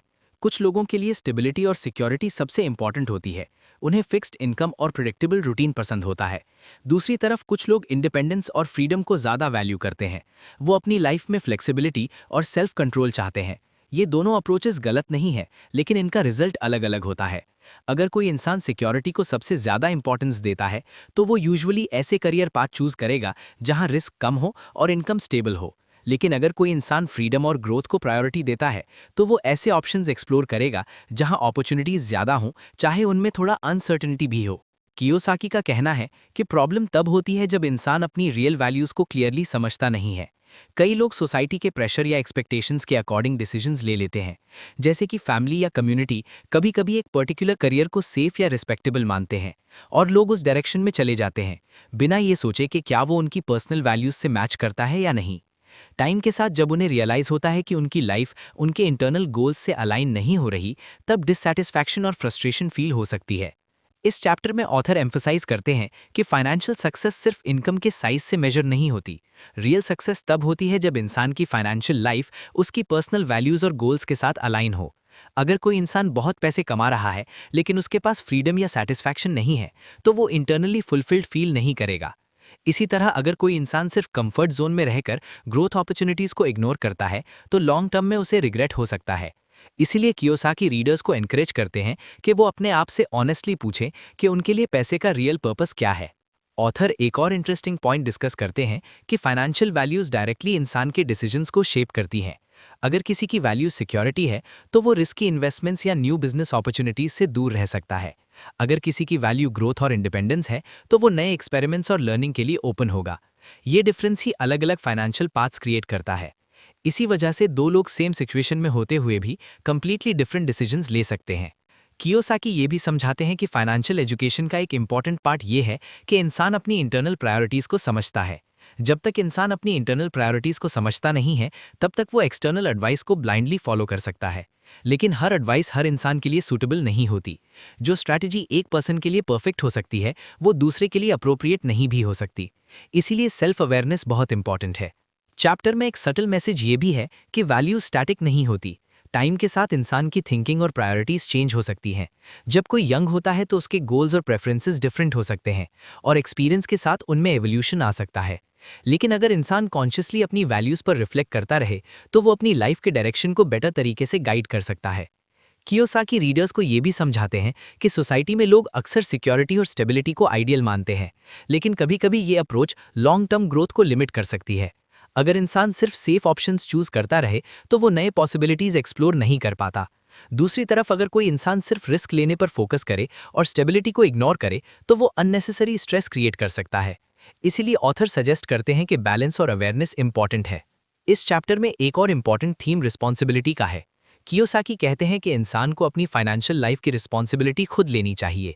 अगर कोई इंसान सिर्फ सर्कमस्टांसेस या दूसरों को ब्लेम करता रहे तो वो अपनी सिचुएशन को चेंज करने की पावर लूज कर देता है। लेकिन जब इंसान अपनी चॉइसेस और वैल्यूज को समझकर डिसीजंस लेता है तो वो ग्रेजुअली अपने फ्यूचर को शेप कर सकता है। ऑथर ये भी बताते हैं कि फाइनेंशियल ग्रोथ के लिए सिर्फ टेक्निकल नॉलेज ही नहीं बल्कि पर्सनल डेवलपमेंट भी जरूरी है। जब इंसान अपने फियर्स, डाउट्स और लिमिटिंग बिलीव्स को आइडेंटिफाई करता है तो वो उन्हें ग्रेजुअली ओवरकम कर सकता है। कई बार लोग फाइनेंशियल अपॉर्चुनिटीज से इसलिए दूर रहते हैं क्योंकि उन्हें फेलियर का डर होता है या उन्हें लगता है कि वो केपेबल नहीं है। लेकिन जब इंसान अपनी थिंकिंग को एक्सपैंड करता है और लर्निंग माइंडसेट अडॉप्ट करता है तो उसके लिए नए डोर्स ओपन हो जाते हैं। कियोसाकी का पर्सपेक्टिव ये है कि पैसे का रोल लाइफ में सिर्फ सर्वाइवल तक लिमिटेड नहीं होना चाहिए। पैसे एक टूल है जो इंसान को फ्रीडम और अपॉर्चुनिटीज दे सकता है, लेकिन अगर पैसे को सिर्फ शॉर्ट टर्म कंफर्ट के लिए यूज किया जाए तो वो उसकी फुल पोटेंशियल को रियलाइज नहीं कर पाता। अगर पैसे को वाइजली मैनेज किया जाए और लॉन्ग टर्म विजन के साथ यूज किया जाए तो वो लाइफ को ज्यादा मीनिंगफुल और फ्लेक्सिबल बना सकता है। चैप्टर का टोन रिफ्लेक्टिव और इंट्रोस्पेक्टिव है। ऑथर रीडर्स को एनकरेज करते हैं कि वो अपनी लाइफ को थोड़ा पॉज करके इवैल्यूएट करें। वो पूछते हैं कि क्या हमारे डेली डिसीजंस हमारे रियल गोल्स के साथ अलाइंड है? क्या हम अपनी फाइनेंशियल लाइफ को कॉन्शियसली बिल्ड कर रहे हैं या सिर्फ सर्कमस्टांसेस के अकॉर्डिंग रिएक्ट कर रहे हैं? ये क्वेश्चंस रीडर्स को डीपर लेवल पर सोचने के लिए मोटिवेट करते हैं। कियोसाकी का मैसेज ये है कि जब इंसान अपनी कोर फाइनेंशियल वैल्यूज को क्लियरली डिफाइन कर लेता है तो उसके डिसीजंस ज्यादा कंसिस्टेंट और मीनिंगफुल हो जाते हैं। वो अननेसेसरी कंफ्यूजन और एक्सटर्नल प्रेशर से बच सकता है। जब गोल्स और वैल्यूज क्लियर होते हैं तो इंसान को पता होता है कि उसे किस डायरेक्शन में मूव करना है और कौन से अपॉर्चुनिटीज उसके लिए रेलेवेंट हैं। इस चैप्टर में एक ऑप्टिमिस्टिक पर्सपेक्टिव भी दिया गया है कि हर इंसान अपनी लाइफ में चेंज ला सकता है। चाहे किसी की करंट फाइनेंशियल सिचुएशन कुछ भी हो, अगर वो लर्निंग और सेल्फ अवेयरनेस पर फोकस करता है तो वो ग्रेजुअली अपनी डायरेक्शन इंप्रूव कर सकता है। फाइनेंशियल ग्रोथ एक जर्नी है जिसमें पेशेंस और कंटिन्यूअस इंप्रूवमेंट की जरूरत होती है। आखिर में your core financial values chapter ये मैसेज देता है कि पैसे के साथ हमारा रिलेशनशिप सिर्फ नंबर्स और ट्रांजैक्शंस का मैटर नहीं है। ये हमारी थिंकिंग, बिलीव्स और प्रायोरिटीज से डीपली कनेक्टेड है। अगर इंसान अपने इंटरनल वैल्यूज को समझकर डिसीजंस लेता है तो वो अपनी फाइनेंशियल लाइफ को ज्यादा पर्पसफुल और बैलेंस्ड बना सकता है। इस तरह ये चैप्टर रीडर्स को इंस्पायर करता है कि वो अपने फाइनेंशियल गोल्स को ब्लाइंडली फॉलो ना करें बल्कि उन्हें अपनी पर्सनल वैल्यूज के साथ अलाइन करें। जब वैल्यूज और एक्शंस एक डायरेक्शन में होते हैं तो इंसान सिर्फ फाइनेंशियल सक्सेस ही नहीं बल्कि पर्सनल सेटिस्फैक्शन और फ्रीडम भी अचीव कर सकता है। ये अंडरस्टैंडिंग ही लॉन्ग टर्म फाइनेंशियल वेलबींग की फाउंडेशन बन सकती है। हर इंसान को अपनी फाइनेंशियल लाइफ की रिस्पॉन्सिबिलिटी खुद लेनी चाहिए। रॉबर्ट टी कियोसाकी कहते हैं कि ज़िंदगी में बहुत लोग अपनी सिचुएशन को सर्कमस्टेंसेस, इकोनॉमी या दूसरे लोगों के डिसीजंस पर डिपेंड कर देते हैं। जब कोई प्रॉब्लम आती है तो वो अक्सर सिस्टम को ब्लेम करते हैं या फील करते हैं कि उनके पास कोई कंट्रोल नहीं है। लेकिन ऑथर का पर्सपेक्टिव ये है कि अगर कोई इंसान अपनी लाइफ में रियल चेंज लाना चाहता है तो उसे पहले ये एक्सेप्ट करना होगा कि उसका फ्यूचर उसके खुद के डिसीजंस और एक्शंस पर डिपेंड करता है। ये रियलाइजेशन ही पर्सनल फ्रीडम की शुरुआत होती है। कियोसाकी एक्सप्लेन करते हैं कि ट्रेडिशनल थिंकिंग में लोगों को ये सिखाया जाता है कि वो एक स्टेबल जॉब लें, रेगुलर सैलरी पर डिपेंड करें और ग्रेजुअली रिटायरमेंट के लिए सेव करें। ये मॉडल काफ़ी सालों तक कॉमन रहा है, लेकिन मॉडर्न वर्ल्ड में सिचुएशन रैपिडली चेंज हो रही है। टेक्नोलॉजी, ऑटोमेशन और ग्लोबल कॉम्पिटिशन ने वर्किंग एनवायरनमेंट को काफ़ी अनप्रेडिक्टेबल बना दिया है।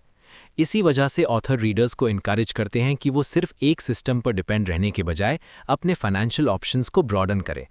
इस चैप्टर में एक इम्पॉर्टेंट थीम अवेयरनेस का है। ऑथर कहते हैं कि बहुत लोग अपनी फाइनेंशियल सिचुएशन को डीपली एनालाइज नहीं करते। वो बस रूटीन फॉलो करते रहते हैं और होप करते हैं कि फ्यूचर ऑटोमेटिकली बेटर हो जाएगा। लेकिन रियलिटी में financial progress usually conscious planning और एफर्ट से आती है।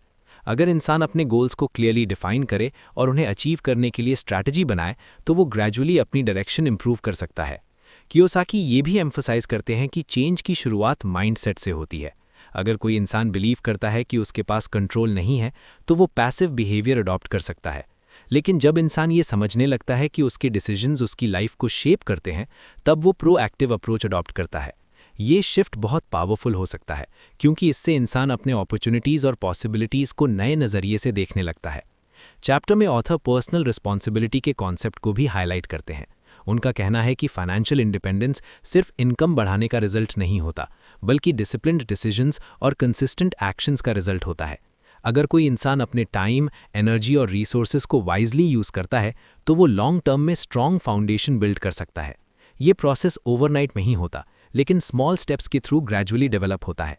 कियोसाकी रीडर्स को ये भी समझाते हैं कि फियर और डाउट अक्सर लोगों को एक्शन लेने से रोक देते हैं। बहुत लोग नए आइडियाज़ एक्सप्लोर करना चाहते हैं, लेकिन उन्हें फेलियर का डर होता है। ये डर नेचुरल है, लेकिन अगर इंसान उसे कंप्लीटली कंट्रोल करने दे तो वो कभी ग्रोथ एक्सपीरियंस नहीं कर पाता।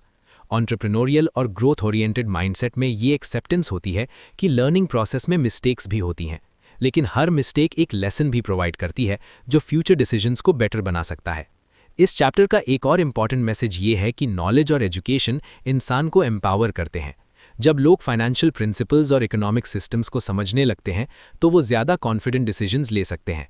फाइनेंशियल एजुकेशन इंसान को ये समझने में हेल्प करती है कि इनकम कैसे क्रिएट होती है, एसेट्स का रोल क्या होता है और लॉन्ग टर्म स्टेबिलिटी कैसे बिल्ड की जा सकती है। जब ये अंडरस्टैंडिंग डेवलप हो जाती है तो इंसान अपनी लाइफ को ज़्यादा कॉन्शियसली मैनेज कर सकता है। कियोसाकी ये भी एक्सप्लेन करते हैं कि अपॉर्चुनिटीज़ अक्सर उन लोगों को मिलती हैं जो एक्टिवली उन्हें सर्च करते हैं। अगर कोई इंसान सिर्फ रूटीन फॉलो करता रहे और नए आइडियाज़ एक्सप्लोर ना करे तो वो कई पॉसिबिलिटीज़ मिस कर सकता है। लेकिन जो लोग क्यूरियोसिटी और इनिशिएटिव दिखाते हैं वो ग्रेजुअली नए डोर्स ओपन कर लेते हैं। ये अप्रोच ही फ्यूचर ग्रोथ का फाउंडेशन बन सकता है। ऑथर टीम वर्क और नेटवर्किंग की इंपॉर्टेंस पर भी फोकस करते हैं। वो कहते हैं कि सक्सेस अक्सर कोलैबोरेशन से आती है। जब लोग एक शेयर्ड विजन के साथ मिलकर काम करते हैं तो उनकी कंबाइंड स्ट्रेंथ्स ज़्यादा पावरफुल रिजल्ट क्रिएट कर सकती हैं। इसलिए रिलेशनशिप्स और कम्युनिकेशन स्किल्स भी पर्सनल प्रोग्रेस में इंपॉर्टेंट रोल प्ले करते हैं। इस चैप्टर में कियोसाकी एक मोटिवेशनल पर्सपेक्टिव भी प्रेजेंट करते हैं। वो रीडर्स को रिमाइंड करते हैं कि हर इंसान के पास पोटेंशियल होता है अपनी लाइफ को इम्प्रूव करने का। चाहे किसी का स्टार्टिंग पॉइंट कुछ भी हो, लर्निंग और डिटर्मिनेशन के थ्रू वो अपनी सिचुएशन को ग्रेजुअली बेटर बना सकता है। हिस्ट्री में बहुत एग्जाम्पल्स हैं जहां लोग सिंपल बैकग्राउंड से स्टार्ट करके एक्स्ट्रा ऑर्डिनरी सक्सेस अचीव कर चुके हैं। ऑथर का मैसेज ये है कि सबसे इंपॉर्टेंट स्टेप एक्शन लेना है। सिर्फ आइडियाज़ या इंटेंशंस काफ़ी नहीं होते जब तक उन्हें प्रैक्टिकल स्टेप्स में कन्वर्ट न किया जाए। जब इंसान स्मॉल एक्शंस लेना स्टार्ट करता है तो उसे कॉन्फिडेंस मिलता है और वो ग्रेजुअली बिगर गोल्स की तरफ मूव कर सकता है। कंसिस्टेंसी इस प्रोसेस का की एलिमेंट है क्योंकि रिपीटेड एफर्ट ही लॉन्ग टर्म प्रोग्रेस क्रिएट करता है। कियोसाकी ये भी बताते हैं कि पर्सनल ग्रोथ एक कंटिन्यूअस जर्नी है। जो लोग अपनी थिंकिंग और स्किल्स को रेगुलरली इंप्रूव करते रहते हैं वो रैपिडली चेंजिंग वर्ल्ड में भी रेलेवेंट रह सकते हैं। अगर इंसान अपनी लर्निंग को लाइफ लॉन्ग प्रोसेस समझता है तो उसके लिए नए अपॉर्चुनिटीज़ डिस्कवर करना ईजियर हो जाता है। चैप्टर का टोन एम्पावरिंग और इनकरेजिंग है। ऑथर रीडर्स को इंस्पायर करते हैं कि वो अपनी लाइफ को पैसिव तरीके से न जिए। हर इंसान के पास चॉइस होती है कि वो अपने सर्कमस्टांसेस को कैसे रिस्पॉन्ड करेगा। अगर कोई इंसान प्रोएक्टिव एटीट्यूड अडॉप्ट करता है और अपने गोल्स पर फोकस करता है तो वो ग्रेजुअली अपनी डेस्टिनी को शेप कर सकता है। कियोसाकी का कहना है कि फ्रीडम और कंट्रोल किसी एक्सटर्नल अथॉरिटी से नहीं मिलते, ये इंसान के अंदर से आते हैं जब इंसान अपनी रिस्पॉन्सिबिलिटी एक्सेप्ट करता है और कॉन्शियसली अपने डिसीजंस को गाइड करता है। ये रियलाइजेशन इंसान को एम्पावर करती है और उसे अपनी लाइफ के डिफरेंट एस्पेक्ट्स को इम्प्रूव करने का कॉन्फिडेंस देती है। आखिर में it's time to take control chapter readers को एक क्लियर मैसेज देता है कि लाइफ में रियल प्रोग्रेस तब होती है जब इंसान अपनी सिचुएशन का ओनरशिप लेता है। अगर कोई इंसान एक्टिवली सीखने, ग्रो करने और अपॉर्चुनिटीज़ एक्सप्लोर करने के लिए रेडी है तो वो अपने फ्यूचर को बेटर डायरेक्शन में ले जा सकता है। चैलेंजेस और अनसर्टेनिटीज़ लाइफ का पार्ट है, लेकिन डिटर्मिनेशन और पॉजिटिव माइंडसेट के साथ उन्हें ओवरकम किया जा सकता है। हर इंसान के पास अपनी लाइफ को शेप करने की एबिलिटी होती है। जब इंसान अपनी थिंकिंग को एक्सपैंड करता है, लर्निंग पर फोकस करता है और कंसिस्टेंट एक्शंस लेता है, तो वो ग्रेजुअली अपनी फाइनेंशियल और पर्सनल फ्रीडम की तरफ मूव कर सकता है। It's time to take control readers को इंस्पायर करता है कि वो अपने पोटेंशियल को रिकग्नाइज करें और अपने फ्यूचर को कॉन्शियसली डिजाइन करने का डिसीजन लें। कियोसाकी ये समझाते हैं कि दुनिया बहुत तेजी से चेंज हो रही है और पुराने फाइनेंशियल सिस्टम्स पर ब्लाइंड ट्रस्ट करना अब उतना सेफ नहीं रहा जितना पहले लगता था। बहुत सालों तक लोगों को ये सिखाया गया कि अच्छी एजुकेशन लो, एक स्टेबल जॉब पकड़ो और फिर पूरी लाइफ उस जॉब के थ्रू इनकम अर्न करते रहो।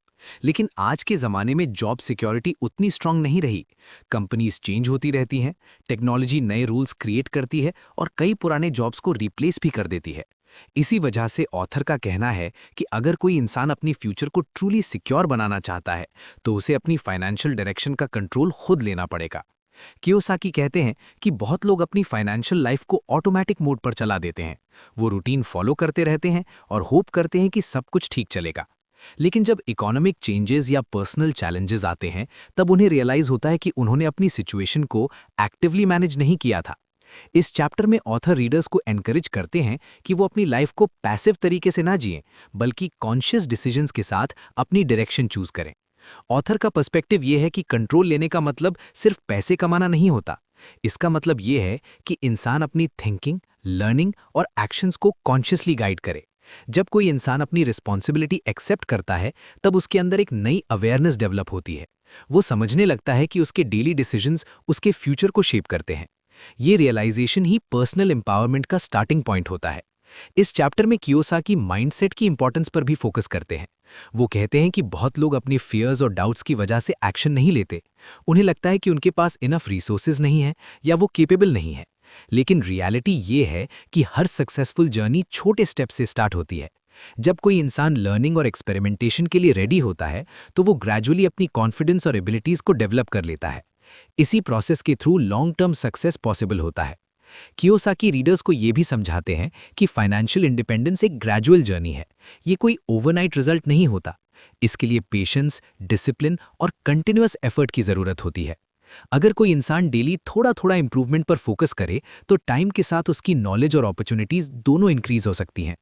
छोटे एक्शंस जब कंसिस्टेंटली रिपीट होते हैं तो वो इवेंचुअली बड़ा इंपैक्ट क्रिएट करते हैं। ऑथर फाइनेंशियल एजुकेशन की इंपॉर्टेंस पर भी एम्फेसिस देते हैं। बहुत लोग पैसे कमाना तो जानते हैं, लेकिन पैसे को मैनेज करना और ग्रो करना नहीं जानते। अगर कोई इंसान फाइनेंशियल प्रिंसिपल्स को समझता है तो वो बेटर डिसीजंस ले सकता है। फाइनेंशियल एजुकेशन इंसान को ये समझने में हेल्प करती है कि एसेट्स क्या होते हैं, इनकम कैसे जनरेट होती है और लॉन्ग टर्म वेल्थ कैसे बिल्ड की जा सकती है। जब इंसान ये कॉन्सेप्ट समझने लगता है तो उसके लिए अपनी फाइनेंशियल लाइफ को कंट्रोल करना ईजियर हो जाता है। इस चैप्टर में ऑथर एक और इम्पॉर्टेंट आइडिया शेयर करते हैं कि अपॉर्चुनिटीज अक्सर उन लोगों को मिलती हैं जो एक्टिवली उन्हें सर्च करते हैं। अगर कोई इंसान सिर्फ रूटीन फॉलो करता रहे तो वो कई पॉसिबिलिटीज मिस कर सकता है। लेकिन जो लोग क्यूरियोसिटी और इनिशिएटिव दिखाते हैं वो नए आइडियाज एक्सप्लोर करते हैं और ग्रेजुअली अपने ऑप्शंस को एक्सपैंड कर लेते हैं। ये प्रोएक्टिव एटीट्यूड ही लॉन्ग टर्म ग्रोथ का फाउंडेशन बन सकता है। कियोसाकी कहते हैं कि फियर लाइफ का नेचुरल पार्ट है, लेकिन अगर इंसान फियर को अपने डिसीजंस कंट्रोल करने दे तो वो कभी प्रोग्रेस नहीं कर पाता। सक्सेसफुल लोग फियर को कंप्लीटली एलिमिनेट नहीं करते, बल्कि उसके साथ डील करना सीख लेते हैं। वो अपनी एनर्जी को लर्निंग और एक्शन पर फोकस करते हैं। इसी अप्रोच के थ्रू वो ग्रेजुअली अपनी लिमिटेशंस को ओवरकम कर लेते हैं। चैप्टर में टीम वर्क और नेटवर्किंग की इंपॉर्टेंस भी डिस्कस की गई है। ऑथर कहते हैं कि सक्सेस अक्सर कलेक्टिव एफर्ट का रिजल्ट होती है। जब लोग एक शेयर्ड विजन के साथ मिलकर काम करते हैं तो उनकी कंबाइंड एबिलिटीज ज्यादा पावरफुल आउटकम क्रिएट कर सकती हैं। इसी वजह से रिलेशनशिप्स और कोलैबोरेशन भी पर्सनल ग्रोथ में इंपॉर्टेंट रोल प्ले करते हैं। कियोसाकी रीडर्स को ये भी रिमाइंड करते हैं कि हर इंसान के पास पोटेंशियल होता है अपनी लाइफ को इंप्रूव करने का। चाहे किसी की स्टार्टिंग सिचुएशन सिंपल ही क्यों ना हो, अगर वो डिटर्मिनेशन और लर्निंग एटीट्यूड रखता है तो वो ग्रेजुअली अपनी डायरेक्शन चेंज कर सकता है। हिस्ट्री में बहुत एग्जाम्पल्स हैं जहां ऑर्डिनरी लोग एक्स्ट्रा ऑर्डिनरी अचीवमेंट्स तक पहुंच गए सिर्फ इसलिए क्योंकि उन्होंने अपनी लाइफ की रिस्पॉन्सिबिलिटी खुद ली और एक्शन लेना स्टार्ट किया। ऑथर का मैसेज ये भी है कि लाइफ में सबसे बड़ा एसेट इंसान का माइंडसेट होता है। अगर माइंडसेट ग्रोथ ओरिएंटेड और पॉजिटिव है तो इंसान चैलेंजेस को अपॉर्चुनिटीज में कन्वर्ट कर सकता है। लेकिन अगर माइंडसेट फियर और नेगेटिविटी से भरा है तो वो हर सिचुएशन में प्रॉब्लम ही देखेगा। इसलिए पर्सनल डेवलपमेंट और सेल्फ अवेयरनेस फाइनेंशियल सक्सेस के इंपॉर्टेंट कंपोनेंट्स होते हैं। कियोसाकी ये भी एक्सप्लेन करते हैं कि दुनिया में चेंज हमेशा होता रहेगा। टेक्नोलॉजी, इकोनॉमी और सोसाइटी कंटिन्यूअसली इवॉल्व होती रहती हैं। जो लोग चेंज को एक्सेप्ट करके अडैप्ट करते हैं वो ज़्यादा सक्सेसफुल होते हैं। अगर कोई इंसान रिजिड थिंकिंग के साथ स्टक रह जाए तो उसके लिए नई अपॉर्चुनिटीज़ को आइडेंटिफाई करना डिफिकल्ट हो जाता है। लेकिन फ्लेक्सिबल माइंडसेट के साथ इंसान हर न्यू सिचुएशन में लर्निंग और ग्रोथ के चांसेस देख सकता है। ये प्रोएक्टिव एटीट्यूड ही लॉन्ग टर्म ग्रोथ का फाउंडेशन बन सकता है। इस चैप्टर का टोन मोटिवेशनल और एम्पावरिंग है। ऑथर रीडर्स को इंस्पायर करते हैं कि वो अपनी लाइफ के ड्राइवर सीट में बैठे। अगर कोई इंसान अपनी डायरेक्शन खुद चूज करता है तो वो ग्रेजुअली अपने गोल्स की तरफ मूव कर सकता है। लेकिन अगर वो सिर्फ सर्कमस्टेंसेस के अकॉर्डिंग रिएक्ट करता रहे तो उसकी लाइफ का कंट्रोल दूसरे फैक्टर्स के पास चला जाता है। कियोसाकी का कहना है कि कंट्रोल लेने का मतलब ये नहीं है कि लाइफ में कभी चैलेंजेस नहीं आएंगे। चैलेंजेस और अनसर्टेनिटीज हमेशा रहेंगे, लेकिन जब इंसान मेंटली प्रिपेयर्ड होता है और लर्निंग एटीट्यूड रखता है तो वो उन चैलेंजेस को हैंडल कर सकता है। ये प्रोसेस इंसान को स्ट्रॉन्गर और वाइजर बनाता है। आखिर में it's time to take control chapter readers को एक पावरफुल रिमाइंडर देता है कि फ्यूचर किसी और के डिसीजन से नहीं बल्कि इंसान के खुद के एक्शन से क्रिएट होता है। अगर कोई इंसान अपनी थिंकिंग को एक्सपैंड करता है, फाइनेंशियल एजुकेशन सीखता है और कंसिस्टेंट एक्शन लेता है तो वो ग्रेजुअली अपनी लाइफ को बेटर डायरेक्शन में ले जा सकता है। इस तरह ये चैप्टर एक इंस्पायरिंग मैसेज के साथ कंक्लूड होता है कि हर इंसान के पास पोटेंशियल होता है अपनी लाइफ को इंप्रूव करने का। चाहे किसी की स्टार्टिंग सिचुएशन सिंपल ही क्यों ना हो, अगर वो डिटर्मिनेशन और लर्निंग एटीट्यूड रखता है तो वो ग्रेजुअली अपनी डायरेक्शन चेंज कर सकता है। हिस्ट्री में बहुत एग्जाम्पल्स हैं जहां ऑर्डिनरी लोग एक्स्ट्रा ऑर्डिनरी अचीवमेंट्स तक पहुंच गए सिर्फ इसलिए क्योंकि उन्होंने अपनी लाइफ की रिस्पॉन्सिबिलिटी खुद ली और एक्शन लेना स्टार्ट किया। इस तरह ये चैप्टर एक इंस्पायरिंग मैसेज के साथ कंक्लूड होता है कि हर इंसान के पास अपनी डेस्टिनी को शेप करने की एबिलिटी होती है। जब इंसान अपने फियर्स को साइड पर रखकर लर्निंग और ग्रोथ पर फोकस करता है तो उसके लिए नए डोर्स ओपन हो जाते हैं। It's time to take control readers को मोटिवेट करता है कि वो अपनी लाइफ की रिस्पॉन्सिबिलिटी एक्सेप्ट करें और अपने फ्यूचर को कॉन्शियसली डिजाइन करने का डिसीजन लें। ये डिसीजन ही लॉन्ग टर्म फ्रीडम और फुलफिलमेंट की फाउंडेशन बन सकता है। कियोसाकी अपने पर्सनल एक्सपीरियंसेस और ऑब्जर्वेशंस शेयर करते हैं जो उन्होंने नेटवर्क मार्केटिंग और बिजनेस वर्ल्ड में काम करते हुए सालों के दौरान सीखे हैं। इस चैप्टर का मेन पर्पस रीडर को ये समझाना है कि प्रैक्टिकल एक्सपीरियंस और रियल वर्ल्ड लर्निंग कितनी पावरफुल होती है। कियोसाकी कहते हैं कि बुक्स और थ्योरीज इंपॉर्टेंट होती हैं, लेकिन जब तक इंसान रियल एनवायरनमेंट में काम नहीं करता तब तक उसे बिजनेस और मनी के असली रूल समझ नहीं आते। इसी वजह से वो अपने सालों के एक्सपीरियंस को एक लर्निंग जर्नी के रूप में प्रेजेंट करते हैं। ऑथर बताते हैं कि जब उन्होंने बिजनेस वर्ल्ड को क्लोजली ऑब्जर्व करना स्टार्ट किया तो उन्हें एक इंटरेस्टिंग बात समझ आई। बहुत लोग बिजनेस के बारे में सिर्फ प्रॉफिट्स और इनकम की टर्म्स में सोचते हैं, लेकिन रियलिटी में बिजनेस एक लर्निंग प्लेटफॉर्म भी होता है। इस प्रोसेस में इंसान लीडरशिप, कम्युनिकेशन, टीम वर्क और पर्सनल ग्रोथ जैसे स्किल्स डेवलप करता है। ये स्किल्स सिर्फ पैसे कमाने के लिए ही नहीं बल्कि लाइफ के हर एरिया में यूजफुल होते हैं। कियोसाकी एक्सप्लेन करते हैं कि जब कोई इंसान किसी बिजनेस सिस्टम का पार्ट बनता है तो वो ग्रेजुअली समझने लगता है कि वैल्यू क्रिएशन कैसे होती है। बिजनेस का मेन पर्पस सिर्फ प्रोडक्ट या सर्विस बेचना नहीं होता बल्कि लोगों की प्रॉब्लम्स का सल्यूशन देना होता है। जब कोई कंपनी या एंटरप्रेन्योर लोगों के लिए रियल वैल्यू क्रिएट करता है तभी लॉन्ग टर्म सक्सेस पॉसिबल होती है। इसी प्रिंसिपल को समझना बिजनेस लर्निंग का इंपॉर्टेंट पार्ट होता है। इस चैप्टर में ऑथर ये भी शेयर करते हैं कि उन्होंने अपने एक्सपीरियंस के दौरान बहुत अलग अलग बैकग्राउंड्स के लोगों को देखा। कुछ लोग इनिशियली शाय या इनएक्सपीरियंस्ड होते थे, लेकिन टाइम के साथ उन्होंने कॉन्फिडेंस डेवलप किया और लीडरशिप रोल्स तक पहुंच गए। ये ट्रांसफॉर्मेशन देखकर कियोसाकी को ये रियलाइजेशन हुआ कि सक्सेस सिर्फ नेचुरल टैलेंट पर डिपेंड नहीं करती। अगर किसी इंसान के पास डिटर्मिनेशन और लर्निंग एटीट्यूड हो तो वो ग्रेजुअली अपनी एबिलिटीज को इंप्रूव कर सकता है। कियोसाकी कहते हैं कि नेटवर्क मार्केटिंग जैसे बिजनेस मॉडल्स का एक इंपॉर्टेंट एस्पेक्ट पर्सनल डेवलपमेंट होता है। जब लोग इस एनवायरनमेंट में काम करते हैं तो उन्हें रेगुलरली कम्युनिकेशन, मोटिवेशन और टीम वर्क पर फोकस करना पड़ता है। इस प्रोसेस में वो अपने फियर्स को ओवरकम करना और दूसरों के साथ इफेक्टिवली इंटरैक्ट करना सीखते हैं। ये एक्सपीरियंस इंसान को सिर्फ फाइनेंशियली ही नहीं बल्कि पर्सनली भी ग्रो करने में हेल्प करता है। ऑथर अपने ईयर्स इन बिजनेस के दौरान एक और इम्पॉर्टेंट लेसन शेयर करते हैं जो पेशेंस और परसिस्टेंस से रिलेटेड है। बहुत लोग जब कोई नया वेंचर स्टार्ट करते हैं तो वो इमीडिएट रिजल्ट्स एक्सपेक्ट करते हैं। अगर उन्हें जल्दी सक्सेस नहीं मिलती तो वो डिस्करेज हो जाते हैं और प्रोसेस को छोड़ देते हैं। लेकिन कियोसाकी कहते हैं कि रियल सक्सेस यूजुअली टाइम और कंसिस्टेंसी से आती है। जो लोग लॉन्ग टर्म पर्सपेक्टिव रखते हैं और लर्निंग पर फोकस करते हैं वो इवेंचुअली बेटर रिजल्ट्स अचीव कर लेते हैं। चैप्टर में ऑथर ये भी एम्फसाइज करते हैं कि मेंटोर्स और सपोर्टिव एनवायरनमेंट का रोल बहुत इंपॉर्टेंट होता है। जब कोई इंसान एक्सपीरियंस्ड लोगों के साथ काम करता है तो उसे गाइडेंस और इंस्पिरेशन मिलती है। मेंटर्स अपने एक्सपीरियंसेस शेयर करके नए लोगों को कॉमन मिस्टेक से बचने में हेल्प कर सकते हैं। इसी वजह से कियोसाकी बिलीव करते हैं कि लर्निंग कम्युनिटी का पार्ट बनना ग्रोथ को एक्सेलरेट कर सकता है। कियोसाकी अपने एक्सपीरियंस के बेसिस पर यह भी बताते हैं कि बिजनेस सिर्फ नंबर्स और ट्रांजैक्शंस का गेम नहीं होता, ये ह्यूमन रिलेशनशिप्स और ट्रस्ट पर भी डिपेंड करता है। जब लोग एक दूसरे पर ट्रस्ट करते हैं और शेयर्ड विजन के साथ काम करते हैं तो उनकी collective efforts powerful outcomes create कर सकते हैं। इसी रीजन से लीडरशिप और इंटेग्रिटी बिजनेस सक्सेस के इंपॉर्टेंट कंपोनेंट्स बन जाते हैं। इस चैप्टर में ऑथर एक और पर्सपेक्टिव शेयर करते हैं जो माइंडसेट से रिलेटेड है। वो कहते हैं कि बिजनेस वर्ल्ड में दो टाइप्स के लोग होते हैं। एक वो जो चैलेंजेस को ऑब्स्टिकल्स के रूप में देखते हैं और जल्दी गिव अप कर देते हैं। दूसरे वो जो चैलेंजेस को लर्निंग अपॉर्चुनिटीज के रूप में देखते हैं और उनसे इंप्रूव होने की कोशिश करते हैं।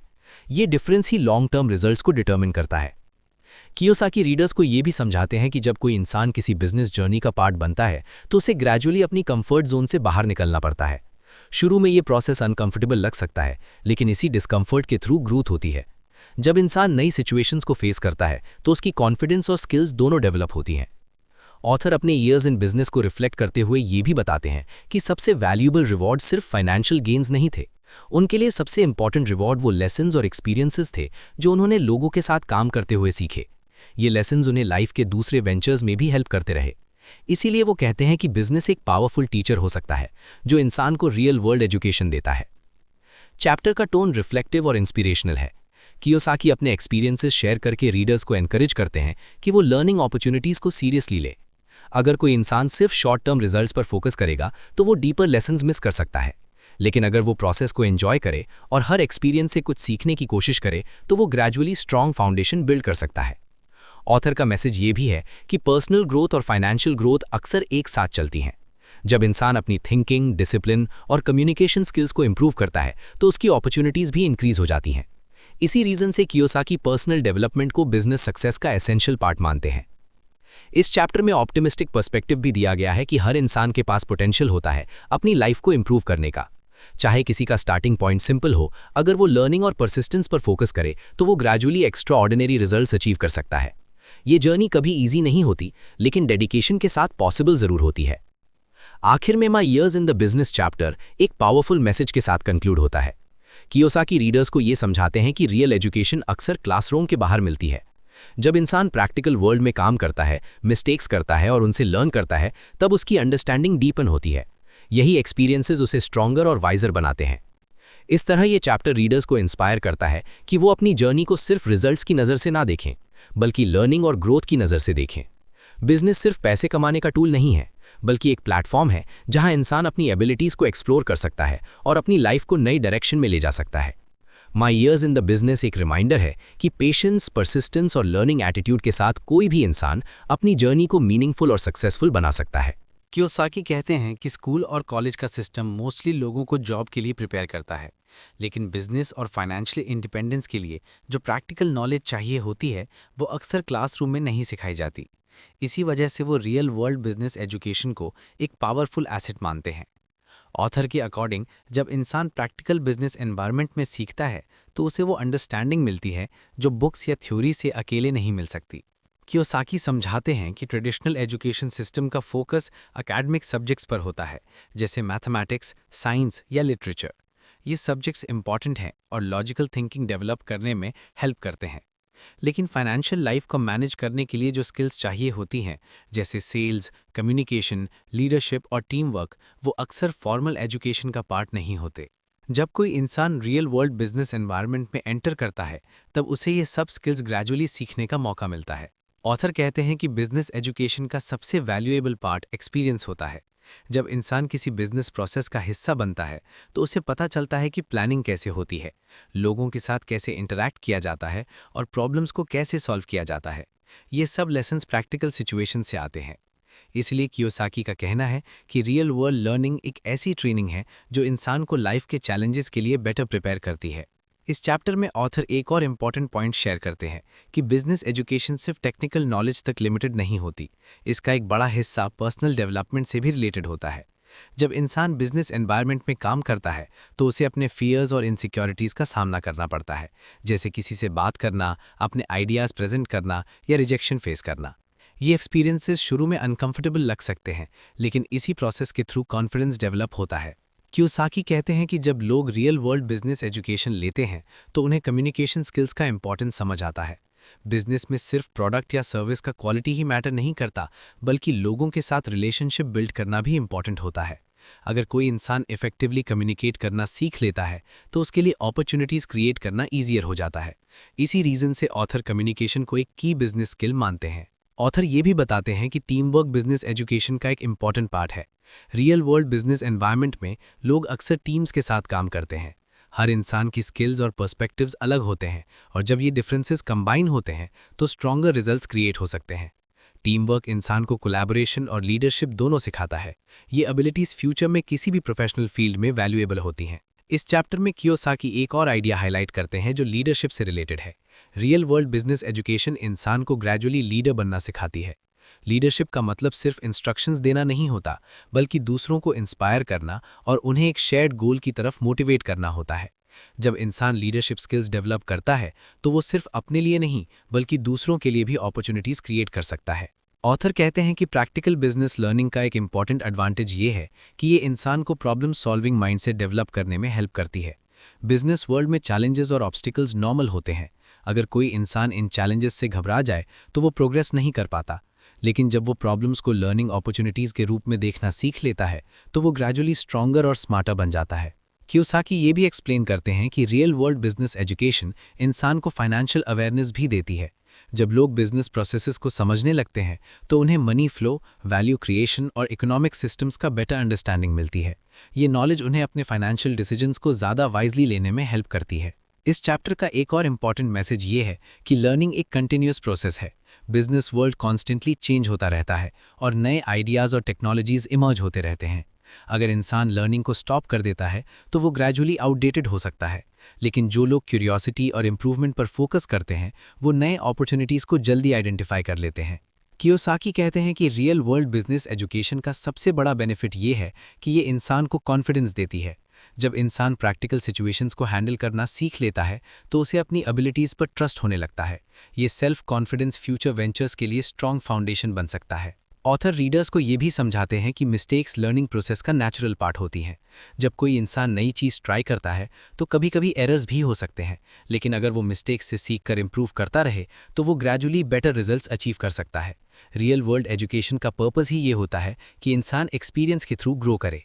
इस चैप्टर का टोन एनकरेजिंग और एजुकेशनल है। कियोसाकी रीडर्स को इंस्पायर करते हैं कि वो अपनी एजुकेशन को सिर्फ क्लासरूम तक लिमिट ना करें।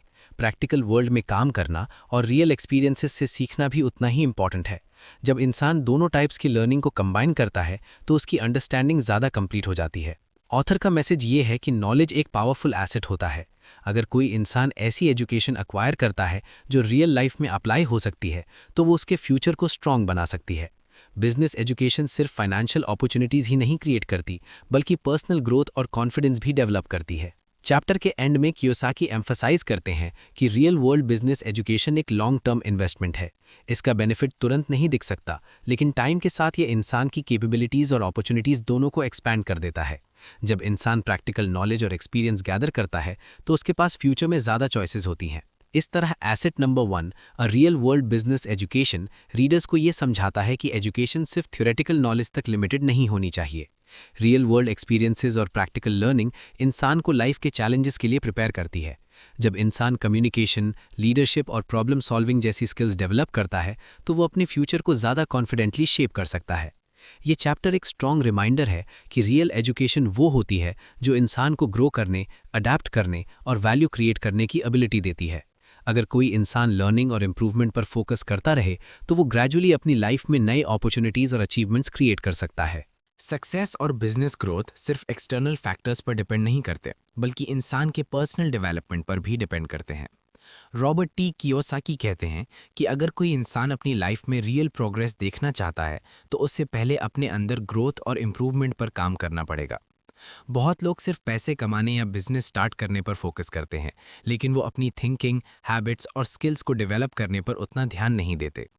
ऑथर के अकॉर्डिंग लॉन्ग टर्म सक्सेस तभी पॉसिबल होती है जब इंसान अपने पर्सनालिटी और माइंडसेट को भी स्ट्रॉन्ग बनाता है। कियोसाकी कहते हैं कि पर्सनल डेवलपमेंट एक ऐसा प्रोसेस है जो इंसान को ग्रेजुअली बेटर वर्जन बनाता है। जब इंसान अपनी थिंकिंग को एक्सपैंड करता है और नए स्किल्स सीखता है तो उसकी अपॉर्चुनिटीज़ भी इंक्रीज हो जाती हैं। ये प्रोसेस सिर्फ फाइनेंशियल बेनिफिट्स तक लिमिटेड नहीं होता, बल्कि इंसान के कॉन्फिडेंस, कम्युनिकेशन और लीडरशिप एबिलिटीज़ को भी इम्प्रूव करता है। इसी वजह से ऑथर पर्सनल डेवलपमेंट को एक प्रॉफिटेबल पाथ मानते हैं, क्योंकि इसका इम्पैक्ट लाइफ के हर एरिया में दिखाई देता है। इस चैप्टर में ऑथर एक इम्पॉर्टेंट पॉइंट शेयर करते हैं कि कई लोग अपने कंफर्ट जोन में रहना पसंद करते हैं। वो ऐसी एक्टिविटीज़ चूज़ करते हैं जो ईजी और फेमिलियर हों। लेकिन ग्रोथ अक्सर तब होती है जब इंसान थोड़ा डिस्कम्फर्ट फेस करता है और नए चैलेंजेस एक्सेप्ट करता है। जब कोई इंसान अपनी लिमिट्स को पुश करता है तो उसे अपनी रियल पोटेंशियल का पता चलता है। ये प्रोसेस कभी कभी डिफ़िकल्ट लग सकता है, लेकिन इसी के थ्रू रियल इंप्रूवमेंट होती है। कियोसाकी ये भी एक्सप्लेन करते हैं कि पर्सनल डेवलपमेंट का एक मेजर पार्ट कम्युनिकेशन स्किल्स को इम्प्रूव करना होता है। बिजनेस और प्रोफेशनल लाइफ में लोगों के साथ इंटरैक्ट करना बहुत इंपॉर्टेंट होता है। अगर कोई इंसान क्लियरली और कॉन्फिडेंटली अपने आइडियाज़ एक्सप्रेस कर सकता है तो उसके लिए अपॉर्चुनिटीज़ क्रिएट करना ईजियर हो जाता है। इसी रीज़न से ऑथर कम्युनिकेशन को एक वैल्यूबल स्किल मानते हैं जो इंसान की ग्रोथ को एक्सेलरेट कर सकती है। ऑथर कहते हैं कि जब इंसान पर्सनल डेवलपमेंट पर फोकस करता है तो उसके अंदर सेल्फ कॉन्फिडेंस ग्रेजुअली बिल्ड होता है। कॉन्फिडेंस का मतलब ये नहीं होता कि इंसान परफेक्ट है या उसे सब कुछ पता है। इसका मतलब ये होता है कि वो सीखने और इम्प्रूव करने के लिए रेडी है। जब इंसान ये एटीट्यूड डेवलप कर लेता है तो वो चैलेंजेस को ज़्यादा पॉजिटिव तरीके से हैंडल कर सकता है। इस चैप्टर में कियोसाकी ये भी हाईलाइट करते हैं कि लीडरशिप स्किल्स पर्सनल डेवलपमेंट का एक इम्पॉर्टेंट पार्ट होती हैं। लीडरशिप का मतलब सिर्फ अथॉरिटी या पोजीशन नहीं होता। रियल लीडरशिप का मतलब है दूसरों को इंस्पायर करना, उन्हें मोटिवेट करना और एक शेयर्ड गोल की तरफ गाइड करना। जब इंसान लीडरशिप क्वालिटीज़ डेवलप करता है तो वो अपने एनवायरनमेंट में पॉजिटिव इन्फ्लुएंस क्रिएट कर सकता है। ऑथर ये भी बताते हैं कि पर्सनल डेवलपमेंट का प्रोसेस कंटिन्यूअस होता है। ये कोई एक बार का एफर्ट नहीं है। इंसान को रेगुलरली लर्निंग और इम्प्रूवमेंट पर फोकस करना पड़ता है। बुक्स पढ़ना, मेंटोर्स से सीखना और प्रैक्टिकल एक्सपीरियंसेस लेना इस प्रोसेस का पार्ट हो सकते हैं। जब इंसान अपनी नॉलेज और स्किल्स को कंटिन्यूअसली अपडेट करता है तो वो चेंजिंग वर्ल्ड में रेलेवेंट रह सकता है। कियोसाकी कहते हैं कि पर्सनल डेवलपमेंट इंसान को इमोशनल स्ट्रेंथ भी देता है। लाइफ और बिजनेस में अप्स एंड डाउन्स नॉर्मल होते हैं। कभी सक्सेस मिलती है और कभी फेलियर्स भी आते हैं। अगर इंसान इमोशनली स्ट्रांग है तो वो सेटबैक से जल्दी रिकवर कर सकता है और अपनी जर्नी कंटिन्यू रख सकता है। ये रेजिलियंस लॉन्ग टर्म सक्सेस के लिए बहुत इंपॉर्टेंट होती है। इस चैप्टर में ऑथर एक और इम्पॉर्टेंट पर्सपेक्टिव शेयर करते हैं जो माइंडसेट से रिलेटेड है। वो कहते हैं कि इंसान की थिंकिंग उसके रिजल्ट्स को इन्फ्लुएंस करती है। अगर कोई इंसान नेगेटिव बिलीव्स या सेल्फ डाउट से घिरा हुआ है तो वो अपनी फुल पोटेंशियल तक नहीं पहुंच पाता। लेकिन जब वो पॉजिटिव और ग्रोथ ओरिएंटेड माइंडसेट डेवलप करता है तो उसके लिए नई पॉसिबिलिटीज़ ओपन हो जाते हैं। कियोसाकी रीडर्स को ये भी एनकरेज करते हैं कि वो अपने गोल्स को क्लियरली डिफाइन करें। जब इंसान के पास क्लियर विजन होता है तो उसके एक्शंस भी फोकस्ड हो जाते हैं। पर्सनल डेवलपमेंट का पर्पस सिर्फ स्किल्स इंप्रूव करना नहीं होता, बल्कि अपनी डायरेक्शन को भी क्लियर करना होता है। जब गोल्स और एक्शंस अलाइन होते हैं तो प्रोग्रेस ज़्यादा मीनिंगफुल हो जाती है। ऑथर कहते हैं कि पर्सनल डेवलपमेंट का एक बेनिफिट ये भी है कि ये इंसान को डिसिप्लिन्ड बनाता है। सक्सेस के लिए सिर्फ मोटिवेशन काफ़ी नहीं होता, बल्कि कंसिस्टेंट एफर्ट भी ज़रूरी होता है। डिसिप्लिन इंसान को अपने कमिटमेंट्स पर टिके रहने में हेल्प करता है। जब इंसान डेली इंप्रूवमेंट पर फोकस करता है तो उसकी ग्रोथ ग्रेजुअली विजिबल होने लगती है। इस चैप्टर का टोन मोटिवेशनल और रिफ्लेक्टिव है। कियोसाकी रीडर्स को इंस्पायर करते हैं कि वो अपनी लाइफ को एक लर्निंग जर्नी के रूप में देखें। हर एक्सपीरियंस, चाहे पॉजिटिव हो या नेगेटिव, एक लेसन प्रोवाइड कर सकता है। अगर इंसान ओपन माइंड के साथ हर सिचुएशन से सीखने की कोशिश करे तो वो ग्रेजुअली स्ट्रॉन्गर और वाइजर बन सकता है। ऑथर का मैसेज ये भी है कि पर्सनल डेवलपमेंट का इम्पैक्ट सिर्फ इंडिविजुअल तक लिमिटेड नहीं होता। जब इंसान अपनी एबिलिटीज़ और माइंडसेट को इम्प्रूव करता है तो वो अपने फैमिली, फ्रेंड्स और कम्युनिटी पर भी पॉजिटिव इन्फ्लुएंस डाल सकता है। ये रिपल इफेक्ट सोसाइटी में ग्रोथ और इंस्पिरेशन क्रिएट कर सकता है। चैप्टर के एंड में कियोसाकी एम्फसाइज करते हैं कि रियल वेल्थ सिर्फ फाइनेंशियल नंबर्स तक लिमिटेड नहीं होती। ट्रू वेल्थ उस ग्रोथ में होती है जो इंसान अपने अंदर डेवलप करता है। जब इंसान नॉलेज, स्किल्स और स्ट्रॉन्ग कैरेक्टर बिल्ड करता है तो वो लाइफ के हर चैलेंज को बेटर तरीके से हैंडल कर सकता है। इस तरह asset number 2, a profitable path of personal development, chapter readers को ये समझाता है कि पर्सनल ग्रोथ एक पावरफुल इन्वेस्टमेंट है। जब इंसान अपनी थिंकिंग, हैबिट्स और एबिलिटीज़ पर काम करता है तो वो ग्रेजुअली अपनी लाइफ के रिजल्ट्स को ट्रांसफॉर्म कर सकता है। ये प्रोसेस पेशेंस और कंसिस्टेंसी मांगता है, लेकिन इसका रिवॉर्ड लॉन्ग टर्म सक्सेस और फुलफिलमेंट के रूप में मिलता है। ये चैप्टर एक स्ट्रॉन्ग रिमाइंडर है कि सक्सेस बाहर से नहीं बल्कि अंदर से स्टार्ट होती है।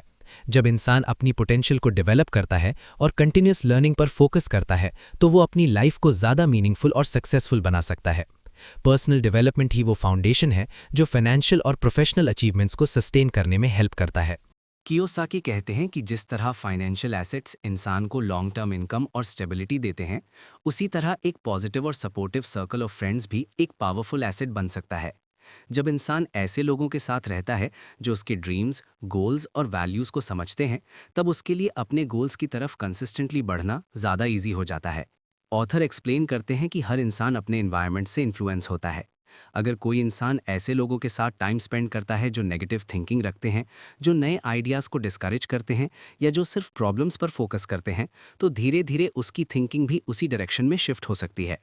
लेकिन अगर इंसान ऐसे लोगों के साथ रहे जो ग्रोथ ओरिएंटेड हैं, जो नए अपॉर्चुनिटीज़ एक्सप्लोर करते हैं और जो पॉजिटिव माइंडसेट रखते हैं, तो उसके अंदर भी वही एनर्जी डेवलप होने लगती है। इसी वजह से कियोसाकी कहते हैं कि फ्रेंडशिप और सोशल एनवायरनमेंट लाइफ के डिसीजंस और प्रोग्रेस को स्ट्रांगली अफेक्ट करते हैं। इस चैप्टर में ऑथर ये भी बताते हैं कि ड्रीम्स और गोल्स अचीव करने के लिए मोटिवेशन और सपोर्ट का रोल बहुत इंपॉर्टेंट होता है। जब कोई इंसान एक नया आइडिया या वेंचर स्टार्ट करता है तो शुरू में उसे अनसर्टेनिटी और डाउट्स फेस करने पड़ते हैं।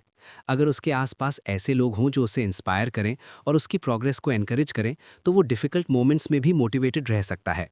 लेकिन अगर उसे सिर्फ क्रिटिसिज्म और नेगेटिविटी मिले तो उसका कॉन्फिडेंस कम हो सकता है। इसीलिए सपोर्टिव सर्कल एक स्ट्रॉन्ग इमोशनल फाउंडेशन प्रोवाइड करता है। कियोसाकी कहते हैं कि एक स्ट्रॉन्ग सर्कल ऑफ फ्रेंड्स सिर्फ एनकरेजमेंट ही नहीं देता, बल्कि लर्निंग अपॉर्चुनिटीज़ भी क्रिएट करता है। जब लोग सिमिलर गोल्स और वैल्यूज़ शेयर करते हैं तो वो अपने एक्सपीरियंसेस और नॉलेज को एक दूसरे के साथ शेयर करते हैं। इस प्रोसेस में सब लोग एक दूसरे से कुछ ना कुछ नया सीखते हैं। कभी किसी के पास एक आइडिया होता है, कभी किसी के पास एक सोल्यूशन होता है। जब ये पर्सपेक्टिव्स कंबाइन होते हैं तो ग्रुप की ओवरऑल अंडरस्टैंडिंग और कैपेबिलिटी बढ़ जाती है। ऑथर ये भी हाईलाइट करते हैं कि फ्रेंडशिप्स सिर्फ सोशल कंफर्ट के लिए नहीं होती, बल्कि ग्रोथ के लिए भी इंपॉर्टेंट होती हैं। कई लोग ऐसे एनवायरनमेंट में रहते हैं जहां ड्रीम्स को सीरियसली नहीं लिया जाता। अगर कोई इंसान अपनी लाइफ में कुछ अलग करना चाहता है तो उसे कभी-कभी रेजिस्टेंस भी फेस करना पड़ सकता है। लेकिन जब उसके पास ऐसे फ्रेंड्स होते हैं जो उसकी एम्बिशंस को समझते हैं और रिस्पेक्ट करते हैं, तब उसके लिए अपनी डायरेक्शन मेंटेन करना ईजियर हो जाता है। कियोसाकी ये भी समझाते हैं कि एक positive circle of friends trust और कोऑपरेशन पर बेस्ड होता है।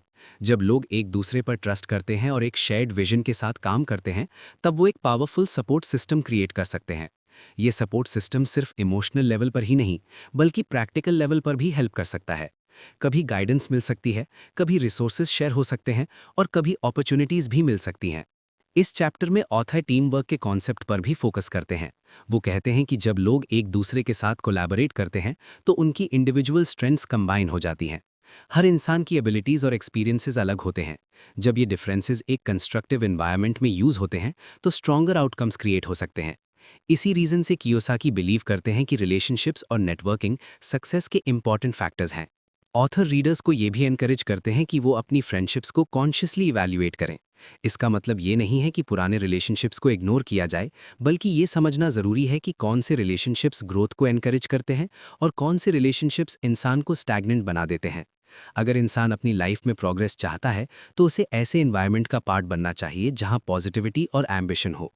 कियोसाकी कहते हैं कि ऐसे फ्रेंड्स जो ड्रीम्स और वैल्यूज़ शेयर करते हैं, वो इंसान को अकाउंटेबल भी रखते हैं। जब लोग अपने गोल्स के बारे में ओपनली बात करते हैं और एक दूसरे को एनकरेज करते हैं, तो उनके एक्शंस में कंसिस्टेंसी आती है। ये अकाउंटेबिलिटी इंसान को डिसिप्लिन मेंटेन करने में हेल्प करती है। जब कोई इंसान जानता है कि उसके फ्रेंड्स भी प्रोग्रेस कर रहे हैं, तो उसे भी मोटिवेटेड रहने की इंस्पिरेशन मिलती है। इस चैप्टर का एक और इम्पॉर्टेंट एस्पेक्ट इंस्पिरेशन से रिलेटेड है। कभी-कभी सिर्फ किसी और को प्रोग्रेस करते हुए देखना भी इंसान को मोटिवेट कर सकता है। जब ग्रुप में कोई एक मेंबर सक्सेस अचीव करता है तो बाकी लोगों को भी ये बिलीफ मिलता है कि उनके गोल्स भी अचीवेबल हैं। ये पॉजिटिव साइकिल ग्रुप के सभी मेंबर्स को ग्रो करने में हेल्प करती है। कियोसाकी ये भी बताते हैं कि स्ट्रॉन्ग फ्रेंडशिप्स सिर्फ सक्सेस के मोमेंट्स में ही नहीं, बल्कि चैलेंजेस के टाइम पर भी वैल्यूएबल होती हैं। जब इंसान डिफिकल्ट फेज से गुजर रहा होता है तो सपोर्टिव फ्रेंड्स उसे एनकरेजमेंट और पर्सपेक्टिव दे सकते हैं। कभी-कभी सिर्फ किसी का पॉजिटिव एटीट्यूड ही इंसान को फिर से मोटिवेटेड कर देता है। ऑथर कहते हैं कि वैल्यूज शेयर करना भी उतना ही इंपॉर्टेंट है जितना ड्रीम्स शेयर करना। अगर लोगों के वैल्यूज सिमिलर होते हैं तो उनके डिसीजंस और प्रायोरिटीज भी अलाइंड होते हैं। इससे रिलेशनशिप्स स्ट्रॉन्ग और स्टेबल बनते हैं।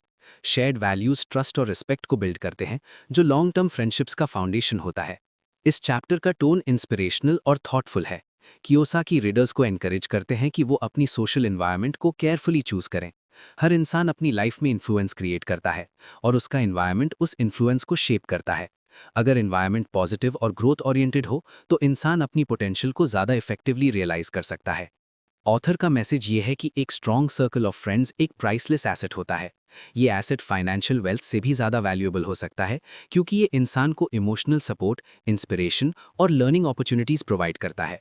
जब लोग एक दूसरे की ड्रीम्स को रिस्पेक्ट करते हैं और एक दूसरे को ग्रो करने में हेल्प करते हैं, तब वो एक पावरफुल कम्युनिटी क्रिएट करते हैं। चैप्टर के एंड में कियोसाकी ये एम्फसाइज करते हैं कि लाइफ एक इंडिविजुअल जर्नी होने के साथ साथ कलेक्टिव जर्नी भी है। जब इंसान ऐसे लोगों के साथ चलता है जो उसके विजन को समझते हैं, तब उसका पाथ ज़्यादा मीनिंगफुल और एंजॉयबल हो जाता है। सक्सेस सिर्फ डेस्टिनेशन नहीं होती, बल्कि जर्नी का एक्सपीरियंस भी इंपॉर्टेंट होता है। इस तरह asset number 3, a circle of friends who share your dreams and values, chapter readers को ये समझाता है कि रिलेशनशिप्स और एनवायरनमेंट लाइफ के आउटकम्स को डीपली इन्फ्लुएंस करते हैं। अगर इंसान ऐसे लोगों के साथ रहता है जो पॉजिटिविटी, एम्बिशन और इंटेग्रिटी को वैल्यू करते हैं, तो उसकी पर्सनल और प्रोफेशनल ग्रोथ दोनों एक्सेलरेट हो सकती है। ये सपोर्टिव सर्कल एक स्ट्रॉन्ग फाउंडेशन बन जाता है जो इंसान को अपने ड्रीम्स को रियलिटी में कन्वर्ट करने में हेल्प करता है। आज के मॉडर्न बिजनेस वर्ल्ड में एक पावरफुल एसेट सिर्फ पैसा या फिजिकल चीजें नहीं होती, बल्कि लोगों का नेटवर्क भी होता है। रॉबर्ट टी कियोसाकी समझाते हैं कि जब किसी इंसान के पास एक स्ट्रॉन्ग और ऑर्गेनाइज्ड नेटवर्क होता है तो उसके पास अपॉर्चुनिटीज, नॉलेज और ग्रोथ के कई नए डोर्स ओपन हो जाते हैं। इसलिए वो नेटवर्क को एक बहुत ही वैल्यूएबल एसेट मानते हैं जो लॉन्ग टर्म सक्सेस में इंपॉर्टेंट रोल प्ले करता है। ऑथर कहते हैं कि ट्रेडिशनल सोच में लोग अक्सर जॉब को ही फाइनेंशियल सिक्योरिटी का मेन सोर्स मानते हैं। लोग पढ़ाई करते हैं, डिग्री लेते हैं और फिर एक स्टेबल जॉब के थ्रू इनकम अर्न करते हैं। लेकिन कियोसाकी के अकॉर्डिंग 21st सेंचुरी में दुनिया का सिस्टम चेंज हो रहा है। अब सिर्फ एक जॉब पर डिपेंड रहना सेफ स्ट्रैटेजी नहीं है। टेक्नोलॉजी और ग्लोबलाइजेशन के वजह से मार्केट्स रैपिडली चेंज हो रहे हैं। इसी चेंजिंग एनवायरनमेंट में नेटवर्क का इंपॉर्टेंस और भी बढ़ जाता है। इस चैप्टर में ऑथर एक्सप्लेन करते हैं कि एक नेटवर्क का मतलब सिर्फ कॉन्टैक्ट्स की लिस्ट या सोशल सर्कल नहीं होता। एक रियल नेटवर्क एक ऐसा सिस्टम होता है जहां लोग एक दूसरे के साथ कनेक्टेड होते हैं और एक शेयर्ड गोल की तरफ काम करते हैं। जब लोग एक दूसरे को सपोर्ट करते हैं और इन्फॉर्मेशन शेयर करते हैं तो नेटवर्क एक पावरफुल फोर्स बन जाता है। ये नेटवर्क एक प्लेटफॉर्म की तरह काम करता है जहां हर मेंबर कंट्रीब्यूट करता है और साथ ही बेनिफिट्स भी रिसीव करता है। कियोसाकी कहते हैं कि जब कोई इंसान अपना नेटवर्क बिल्ड करता है तो वो सिर्फ अपने लिए ही नहीं बल्कि दूसरे लोगों के लिए भी अपॉर्चुनिटीज़ क्रिएट करता है। एक नेटवर्क में हर मेंबर का रोल इंपॉर्टेंट होता है। कुछ लोग लीडरशिप प्रोवाइड करते हैं, कुछ लोग गाइडेंस देते हैं और कुछ लोग अपनी एनर्जी और एफर्ट्स से नेटवर्क को स्ट्रॉन्ग बनाते हैं। जब ये सब रोल्स कंबाइन होते हैं तो एक पावरफुल इकोसिस्टम क्रिएट होता है। ऑथर ये भी समझाते हैं कि एक सक्सेसफुल नेटवर्क ट्रस्ट और कोऑपरेशन पर बेस्ड होता है। अगर लोग एक दूसरे पर ट्रस्ट नहीं करते तो नेटवर्क स्ट्रॉन्ग नहीं बन सकता। ट्रस्ट का मतलब होता है ऑनेस्टी, रिस्पेक्ट और म्यूचुअल सपोर्ट। जब लोग एक दूसरे की सक्सेस के लिए जेन्युइनली इंटरेस्टेड होते हैं तब नेटवर्क में पॉजिटिव एनर्जी क्रिएट होती है। ये एनर्जी ही नेटवर्क को सस्टेनेबल और पावरफुल बनाती है। इस चैप्टर में कियोसाकी नेटवर्क मार्केटिंग के कॉन्सेप्ट पर भी बात करते हैं। उनके अकॉर्डिंग नेटवर्क मार्केटिंग एक ऐसा मॉडल है जहां इंडिविजुअल्स एक सिस्टम का पार्ट बनकर बिजनेस बिल्ड कर सकते हैं। ये सिस्टम लोगों को ट्रेनिंग, सपोर्ट और टूल्स प्रोवाइड करता है जिससे वो ग्रेजुअली अपनी स्किल्स डेवलप कर सकते हैं। इस प्रोसेस में लोग सिर्फ इनकम अर्न नहीं करते बल्कि लीडरशिप, कम्युनिकेशन और टीम वर्क जैसे इंपॉर्टेंट स्किल्स भी लर्न करते हैं। ऑथर ये हाईलाइट करते हैं कि नेटवर्क के थ्रू लर्निंग प्रोसेस बहुत फास्ट हो जाता है। जब लोग एक कम्युनिटी का पार्ट होते हैं तो वो एक दूसरे के एक्सपीरियंसेस से सीख सकते हैं। अगर किसी ने कोई चैलेंज फेस किया है और उसका सल्यूशन फाइंड किया है तो वो नॉलेज दूसरे मेंबर्स के लिए भी हेल्पफुल बन सकता है। इस तरह एक नेटवर्क कलेक्टिव इंटेलिजेंस क्रिएट करता है जिससे सब मेंबर्स बेनिफिट करते हैं। कियोसाकी ये भी कहते हैं कि नेटवर्क एक सपोर्ट सिस्टम की तरह काम करता है। जब कोई इंसान बिजनेस या पर्सनल गोल्स अचीव करने की जर्नी पर होता है तो उसे कभी कभी ऑब्स्टिकल्स और डाउट्स फेस करने पड़ते हैं। अगर उसके पास एक सपोर्टिव नेटवर्क हो तो वो डिफिकल्ट मोमेंट्स में भी मोटिवेटेड रह सकता है। नेटवर्क के मेंबर्स एक दूसरे को एनकरेज करते हैं और रिमाइंड करते हैं कि लॉन्ग टर्म विजन क्या है। इस चैप्टर का एक इम्पॉर्टेंट मैसेज ये भी है कि टेक्नोलॉजी ने नेटवर्किंग को और भी पावरफुल बना दिया है। इंटरनेट और डिजिटल प्लेटफॉर्म्स के वजह से लोग दुनिया के अलग अलग पार्ट्स में रहते हुए भी इजीली कनेक्टेड रह सकते हैं। इन्फॉर्मेशन शेयर करना, कम्युनिकेशन मेंटेन करना और कोलैबोरेशन करना पहले से बहुत ज़्यादा इजी हो गया है। इसी वजह से आज के टाइम में एक ग्लोबल नेटवर्क क्रिएट करना पॉसिबल है। कियोसाकी ये एम्फसाइज करते हैं कि नेटवर्क का पावर तभी इफेक्टिव होता है जब लोग एक्टिवली पार्टिसिपेट करते हैं। सिर्फ किसी ग्रुप का मेंबर बन जाना इनफ नहीं होता। रियल ग्रोथ तब होती है जब इंसान अपनी स्किल्स इंप्रूव करता है, दूसरों को हेल्प करता है और सिस्टम के अंदर कंट्रीब्यूशन देता है। जब हर मेंबर रिस्पॉन्सिबल और कमिटेड होता है तो नेटवर्क और भी स्ट्रांग बन जाता है। ऑथर रीडर्स को एनकरेज करते हैं कि वो अपनी थिंकिंग को एक्सपैंड करें। अगर कोई इंसान सिर्फ इंडिविजुअल सक्सेस पर फोकस करता है तो उसकी ग्रोथ लिमिटेड रह सकती है, लेकिन अगर वो एक नेटवर्क बिल्ड करता है जहां सब लोग एक दूसरे को अपलिफ्ट करते हैं तो सक्सेस का स्केल बहुत बड़ा हो सकता है। नेटवर्क का कॉन्सेप्ट ये आइडिया प्रमोट करता है कि सक्सेस को शेयर किया जा सकता है और कलेक्टिव एफर्ट्स से ग्रेटर रिजल्ट्स अचीव किए जा सकते हैं। इस चैप्टर में कियोसाकी लीडरशिप के इंपॉर्टेंस पर भी बात करते हैं। एक स्ट्रॉन्ग नेटवर्क को ग्रो करने के लिए लीडरशिप स्किल्स जरूरी होती हैं। लीडरशिप का मतलब सिर्फ कमांड देना नहीं होता, बल्कि इंस्पायर करना और गाइड करना होता है। एक लीडर दूसरे लोगों को एम्पावर करता है ताकि वो भी अपनी पोटेंशियल को रियलाइज कर सकें। जब नेटवर्क में लीडर्स डेवलप होते हैं तो सिस्टम और भी स्टेबल और इफेक्टिव बन जाता है। ऑथर ये भी कहते हैं कि नेटवर्क का रियल पावर टाइम के साथ इंक्रीज होता है। शुरू में नेटवर्क छोटा होता है, लेकिन ग्रेजुअली जब नए लोग ज्वाइन करते हैं और सिस्टम ग्रो करता है तो उसका इम्पैक्ट भी बड़ा हो जाता है। हर नए कनेक्शन नेटवर्क को और स्ट्रांग बनाता है और नए पॉसिबिलिटीज़ क्रिएट करता है। चैप्टर का मैसेज ये है कि फ्यूचर इकोनॉमी में नेटवर्किंग एक एसेंशियल स्किल बन चुकी है। जो लोग स्ट्रॉन्ग रिलेशनशिप्स बिल्ड करते हैं और कोलैबोरेशन को इंपॉर्टेंस देते हैं, उनके पास सक्सेस के ज़्यादा चांसेस होते हैं। नेटवर्क सिर्फ बिजनेस का टूल नहीं होता, बल्कि एक कम्युनिटी होती है जहां लोग एक दूसरे की ग्रोथ में कंट्रीब्यूट करते हैं। कियोसाकी कहते हैं कि जब इंसान अपना नेटवर्क बिल्ड करता है तो वो एक ऐसा एसेट क्रिएट करता है जो टाइम के साथ वैल्यू जनरेट करता रहता है। ये एसेट सिर्फ फाइनेंशियल बेनिफिट्स ही नहीं देता, बल्कि पर्सनल डेवलपमेंट और मीनिंगफुल रिलेशनशिप्स भी प्रोवाइड करता है। इस तरह चैप्टर 12 रीडर्स को ये समझाता है कि आज के कम्पिटिटिव वर्ल्ड में सक्सेस सिर्फ इंडिविजुअल एफर्ट से नहीं, बल्कि स्ट्रॉन्ग कनेक्शंस और कोलैबोरेशन से भी अचीव होती है। जब लोग एक पावरफुल नेटवर्क का पार्ट बनते हैं और एक दूसरे के ड्रीम्स को सपोर्ट करते हैं, तब वो एक ऐसी सिस्टम क्रिएट कर सकते हैं जो सभी मेंबर्स के लिए ग्रोथ और अपॉर्चुनिटीज़ का सोर्स बन जाता है। अगर चाहो तो मैं चैप्टर 13 और 14 भी इसी स्टाइल में 2000 वर्ड्स रोमन हिंदी फ्लो बना सकता हूं, ताकि तुम्हारी पूरी बुक समरी कंप्लीट हो जाए। बुक मॉडर्न बिजनेस वर्ल्ड में सबसे पावरफुल एसेट्स उन सिस्टम्स को माना जाता है जो इजीली डुप्लीकेट हो सकें और जिनको स्केल करके बहुत बड़े लेवल तक एक्सपैंड किया जा सके। रॉबर्ट टी कियोसाकी इस बात को एक्सप्लेन करते हैं कि ट्रेडिशनल बिजनेस मॉडल्स में अक्सर ग्रोथ लिमिटेड होती है, क्योंकि वो एक इंसान या एक छोटी टीम के एफर्ट पर डिपेंड करते हैं। लेकिन अगर बिजनेस ऐसा डिज़ाइन किया जाए जिसे दूसरे लोग भी इजीली समझकर रिपीट कर सकें, तो वो बिजनेस बहुत तेज़ी से ग्रो कर सकता है। इसी कॉन्सेप्ट को ऑथर डुप्लीटेबल और स्केलेबल बिजनेस के नाम से डिस्क्राइब करते हैं। ऑथर कहते हैं कि दुनिया में बहुत से लोग बिजनेस स्टार्ट करना चाहते हैं, लेकिन हर कोई कॉम्प्लिकेटेड सिस्टम्स को मैनेज नहीं कर पाता। अगर बिजनेस बहुत कॉम्प्लेक्स हो जाए तो उसको एक्सपैंड करना मुश्किल हो जाता है। इसी वजह से सक्सेसफुल सिस्टम्स सिंपल और क्लियर होते हैं। जब एक प्रोसेस सिंपल होता है तो नए लोग भी उसे सीखकर अप्लाई कर सकते हैं। ये सिंप्लिसिटी ही डुप्लीकेशन का बेस बन जाती है। कियोसाकी एक्सप्लेन करते हैं कि डुप्लीकेशन का मतलब कॉपी करना नहीं, बल्कि एक टेस्टेड सिस्टम को रिपीट करना है। जब एक बिजनेस मॉडल ऑलरेडी प्रूवन हो और उसके स्टेप्स क्लियरली डिफाइंड हो, तो नए लोग उस मॉडल को फॉलो करके सिमिलर रिजल्ट्स अचीव कर सकते हैं। ये अप्रोच रिस्क को भी रिड्यूस करता है, क्योंकि लोग एक कंप्लीटली न्यू एक्सपेरिमेंट करने के बजाय एक एस्टैब्लिश्ड स्ट्रक्चर का यूज़ करते हैं। इस चैप्टर में ऑथर ये भी बताते हैं कि स्केलेबिलिटी किसी भी बिजनेस के फ्यूचर के लिए बहुत इंपॉर्टेंट फैक्टर है। अगर बिजनेस सिर्फ एक लिमिटेड एरिया या लिमिटेड नंबर ऑफ कस्टमर्स तक ही रिस्ट्रिक्टेड रहे तो उसकी ग्रोथ स्लो हो जाती है। लेकिन अगर सिस्टम ऐसा हो जिसे मल्टीपल प्लेसेस पर इंप्लीमेंट किया जा सके, तो उसका इम्पैक्ट और इनकम पोटेंशियल दोनों इंक्रीज हो जाते हैं। इसी वजह से स्केलेबल सिस्टम्स मॉडर्न इकोनॉमी में बहुत पावरफुल बन गए हैं।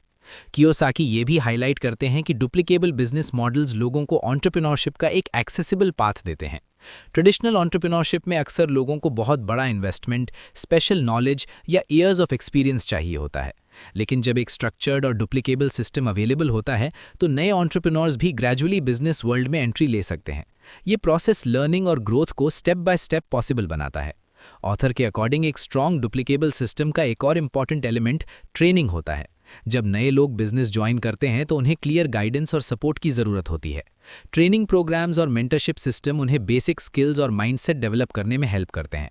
इस तरह सिस्टम सिर्फ बिजनेस एक्सपैंड नहीं करता, बल्कि लोगों की पर्सनल डेवलपमेंट में भी कंट्रीब्यूट करता है। इस चैप्टर में कियोसाकी टीम वर्क और कोलैबोरेशन के इंपॉर्टेंस पर भी फोकस करते हैं। एक स्केलेबल बिजनेस कभी भी सिर्फ एक इंसान के एफर्ट से बिल्ड नहीं होता। उसके लिए एक नेटवर्क या कम्युनिटी की ज़रूरत होती है, जहां लोग एक दूसरे को सपोर्ट करते हैं और सिस्टम को ग्रो करते हैं। जब हर मेंबर डुप्लीकेशन के प्रिंसिपल को समझकर अप्लाई करता है तो नेटवर्क ग्रेजुअली एक्सपैंड होने लगता है। ऑथर कहते हैं कि डुप्लीकेशन का कॉन्सेप्ट नेचर में भी देखा जा सकता है। नेचर में बहुत से सिस्टम्स ऐसे होते हैं जो रेप्लिकेशन के थ्रू ग्रो करते हैं। इसी प्रिंसिपल को बिजनेस वर्ल्ड में अप्लाई किया जाता है। जब एक इफेक्टिव सिस्टम क्रिएट हो जाता है और उसको मल्टीपल लोग फॉलो करते हैं तो वो सिस्टम ऑर्गेनिकली एक्सपैंड होने लगता है। कियोसाकी ये भी समझाते हैं कि डुप्लीकेबल बिजनेस मॉडल्स का सबसे बड़ा एडवांटेज ये है कि वो टाइम के साथ पैसिव इनकम जनरेट कर सकते हैं। अगर सिस्टम प्रॉपर्ली स्ट्रक्चर्ड हो और लोग उसको कंसिस्टेंटली ऑपरेट करते रहें तो फाउंडर या इनिशियल मेंबर्स को हर छोटी एक्टिविटी पर्सनली मैनेज नहीं करनी पड़ती। सिस्टम खुद ही ग्रोथ और इनकम जनरेट करने लगता है। इस चैप्टर का एक इंपॉर्टेंट पॉइंट ये भी है कि डुप्लीकेबल सिस्टम्स डिसिप्लिन और कंसिस्टेंसी पर डिपेंड करते हैं। अगर लोग प्रोसेस को फॉलो नहीं करते या अननेसेसरी कॉम्प्लेक्सिटी ऐड कर देते हैं तो डुप्लीकेशन डिफिकल्ट हो जाता है। इसीलिए सक्सेसफुल सिस्टम्स सिंपल गाइडलाइंस और क्लियर स्टेप्स पर बेस्ड होते हैं। जब सब लोग सेम प्रोसेस को फॉलो करते हैं तो रिजल्ट्स प्रिडिक्टेबल और रिपीटेबल बन जाते हैं। ऑथर रीडर्स को इनकरेज करते हैं कि वो बिजनेस को सिर्फ एक शॉर्ट टर्म अर्निंग अपॉर्चुनिटी की तरह ना देखें। उनके अकॉर्डिंग रियल वेल्थ तब क्रिएट होती है जब इंसान एक ऐसा सिस्टम बिल्ड करता है जो लॉन्ग टर्म तक वैल्यू जनरेट करता रहे। डुप्लीकेबल और स्केलेबल बिजनेस इसी तरह के सिस्टम्स होते हैं जो टाइम के साथ एक्सपैंड होते रहते हैं। कियोसाकी ये भी एक्सप्लेन करते हैं कि आज के डिजिटल और ग्लोबल वर्ल्ड में स्केलेबिलिटी और भी पावरफुल हो गई है। टेक्नोलॉजी की वजह से कम्युनिकेशन और कोऑर्डिनेशन बहुत इजी हो गया है। लोग अलग अलग सिटीज़ या कंट्रीज़ में रहते हुए भी एक ही नेटवर्क का पार्ट बन सकते हैं। इससे डुप्लीकेशन का प्रोसेस और भी फास्ट और एफिशिएंट हो जाता है। इस चैप्टर में ऑथर माइंडसेट के इंपॉर्टेंस पर भी बात करते हैं। एक डुप्लीकेबल बिजनेस को ग्रो करने के लिए लीडर्स को लॉन्ग टर्म विजन रखना पड़ता है। उन्हें सिर्फ अपनी सक्सेस पर फोकस नहीं करना होता, बल्कि दूसरे लोगों को भी एम्पावर करना होता है। जब लीडर्स नए मेंबर्स को ट्रेन करते हैं और उन्हें अपॉर्चुनिटीज़ देते हैं, तब नेटवर्क ग्रेजुअली स्ट्रांग और स्टेबल बन जाता है। कियोसाकी ये भी कहते हैं कि डुप्लीकेबल बिजनेस का सक्सेस ट्रस्ट और इंटेग्रिटी पर डिपेंड करता है। अगर सिस्टम में ट्रांसपेरेंसी और फेयरनेस हो तो लोग उसमें पार्टिसिपेट करने के लिए मोटिवेटेड रहते हैं। लेकिन अगर ट्रस्ट ब्रेक हो जाए तो नेटवर्क वीक हो सकता है। इसीलिए एथिकल वैल्यूज़ और रिस्पॉन्सिबल लीडरशिप बहुत इंपॉर्टेंट होते हैं। ऑथर का मैसेज ये है कि बिजनेस का रियल पावर तब दिखता है जब वो एक कम्युनिटी को क्रिएट करता है जहां सब लोग एक दूसरे की ग्रोथ में कंट्रीब्यूट करते हैं। जब डुप्लीकेशन का कॉन्सेप्ट प्रॉपरली इंप्लीमेंट होता है तो हर मेंबर सिस्टम का एक एक्टिव पार्ट बन जाता है। इस प्रोसेस में पर्सनल डेवलपमेंट, टीम वर्क और फाइनेंशियल ग्रोथ सब एक साथ अकर करते हैं। चैप्टर के एंड में कियोसाकी रीडर्स को इंस्पायर करते हैं कि वो ऐसे अपॉर्चुनिटीज़ को एक्सप्लोर करें जहां डुप्लीकेबल और स्केलेबल सिस्टम्स अवेलेबल हों।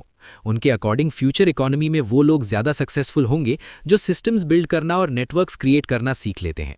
इंडिविजुअल एफर्ट इंपॉर्टेंट है, लेकिन सिस्टम बेस्ड ग्रोथ उससे भी ज़्यादा पावरफुल है। एक डुप्लीकेबल और फुली स्केलेबल बिजनेस एक स्ट्रॉन्ग फाइनेंशियल एसेट बन सकता है। ऐसा सिस्टम सिर्फ इनकम जनरेट नहीं करता, बल्कि लोगों को एंटरप्रेन्योरशिप और पर्सनल ग्रोथ का प्लेटफॉर्म भी प्रोवाइड करता है। जब सिंप्लिसिटी, ट्रेनिंग, टीम वर्क और विजन एक साथ कंबाइन होते हैं, तब एक बिजनेस स्मॉल लेवल से स्टार्ट होकर ग्लोबल लेवल तक एक्सपैंड हो सकता है। कियोसाकी बताते हैं कि बिजनेस और फाइनेंशियल सक्सेस के लिए सिर्फ पैसा या एक अच्छा आइडिया ही काफ़ी नहीं होता, बल्कि स्ट्रॉन्ग लीडरशिप स्किल्स भी बहुत ज़रूरी होती हैं। लीडरशिप एक ऐसा एसेट है जो इंसान को सिर्फ खुद ग्रो करने में ही नहीं, बल्कि दूसरे लोगों को भी इंस्पायर और गाइड करने में मदद करता है। जब कोई इंसान इफेक्टिव लीडर बन जाता है तो वो एक ऐसा एनवायरनमेंट क्रिएट कर सकता है जहां लोग मोटिवेटेड होकर अपने गोल्स की तरफ काम करते हैं। ऑथर कहते हैं कि लीडरशिप एक नेचुरल टैलेंट नहीं होती जो सिर्फ कुछ लोगों को ही मिलता है। ये एक स्किल है जो प्रैक्टिस, एक्सपीरियंस और लर्निंग के थ्रू डेवलप की जा सकती है। बहुत से लोग शुरू में कॉन्फिडेंट नहीं होते या उन्हें पब्लिक में बोलने में हेजिटेशन होती है, लेकिन ग्रेजुअली वो अपनी कम्युनिकेशन और डिसीजन मेकिंग स्किल्स को इम्प्रूव कर सकते हैं। कियोसाकी का मानना है कि लीडरशिप का जर्नी एक कंटिन्यूस लर्निंग प्रोसेस होता है। इस चैप्टर में ऑथर एक्सप्लेन करते हैं कि एक लीडर का सबसे इंपॉर्टेंट रोल डायरेक्शन देना होता है। जब कोई ग्रुप या टीम एक कॉमन गोल की तरफ काम कर रही होती है तो लीडर उसे क्लियर विजन देता है। विजन का मतलब होता है फ्यूचर का एक ऐसा पिक्चर जो लोगों को इंस्पायर करे और उन्हें मोटिवेट करे कि वो अपनी बेस्ट एबिलिटीज़ का यूज़ करे। जब लोग किसी स्ट्रॉन्ग विजन से कनेक्ट हो जाते हैं तो उनका एंथुजियाज्म और कमिटमेंट ऑटोमेटिकली इंक्रीज हो जाता है। कियोसाकी ये भी समझाते हैं कि लीडरशिप का मतलब सिर्फ कमांड देना या कंट्रोल करना नहीं होता। एक ट्रू लीडर दूसरे लोगों की पोटेंशियल को रिकॉग्नाइज करता है और उन्हें ग्रो करने का अपॉर्चुनिटी देता है। लीडरशिप का एक इम्पॉर्टेंट एस्पेक्ट ये है कि लीडर अपनी टीम के मेंबर्स को एनकरेज करे और उन्हें एम्पावर करे। जब लोगों को ये फील होता है कि उनकी कंट्रीब्यूशन इम्पॉर्टेंट है तो वो और ज़्यादा डेडिकेशन के साथ काम करते हैं। इस चैप्टर में कम्युनिकेशन की इंपॉर्टेंस पर भी बहुत फोकस किया गया है। एक सक्सेसफुल लीडर को अपने आइडियाज़ और गोल्स को क्लियरली एक्सप्रेस करना आना चाहिए। अगर लीडर अपनी बात इफेक्टिवली एक्सप्लेन नहीं कर पाता तो टीम को डायरेक्शन समझने में डिफ़िकल्टी हो सकती है। इसीलिए कम्युनिकेशन स्किल्स लीडरशिप का कोर पार्ट होती है। क्लियर और पॉजिटिव कम्युनिकेशन ट्रस्ट बिल्ड करती है और टीम को यूनाइटेड रखती है। ऑथर कहते हैं कि लीडरशिप का एक और इम्पॉर्टेंट एलिमेंट रिस्पॉन्सिबिलिटी है। जब कोई इंसान लीडर बन जाता है तो उसे सिर्फ अपनी सक्सेस के बारे में नहीं बल्कि पूरी टीम के प्रोग्रेस के बारे में सोचना पड़ता है। लीडर को चैलेंजेस और प्रॉब्लम्स का सॉल्यूशन ढूंढना होता है और डिफ़िकल्ट सिचुएशंस में भी काम और फोकस्ड रहना पड़ता है। ये रिस्पॉन्सिबिलिटी लीडरशिप को एक पावरफुल और मीनिंगफुल रोल बनाती है। कियोसाकी ये भी एक्सप्लेन करते हैं कि लीडरशिप का डेवलपमेंट अक्सर स्ट्रगल्स और फेलियर्स के थ्रू होता है। जब इंसान डिफ़िकल्ट सिचुएशंस का सामना करता है और उनसे सीखता है तब उसकी डिसीजन मेकिंग एबिलिटी स्ट्रांग होती है। फेलियर को नेगेटिव एक्सपीरियंस के रूप में देखने के बजाय एक लर्निंग अपॉर्चुनिटी के रूप में देखना लीडरशिप माइंडसेट का इम्पॉर्टेंट पार्ट है। इस चैप्टर में ऑथर टीम वर्क के इंपॉर्टेंस पर भी बहुत बात करते हैं। एक सक्सेसफुल लीडर अकेला सक्सेस अचीव नहीं कर सकता, उसे एक स्ट्रॉन्ग टीम की ज़रूरत होती है जो शेयर्ड विजन के साथ काम करे। लीडर का रोल टीम मेंबर्स के बीच हार्मनी और कोऑपरेशन मेंटेन करना होता है। जब टीम के मेंबर्स एक दूसरे पर ट्रस्ट करते हैं और एक कॉमन गोल के लिए काम करते हैं तब एक्स्ट्राऑर्डिनरी रिजल्ट्स अचीव किए जा सकते हैं।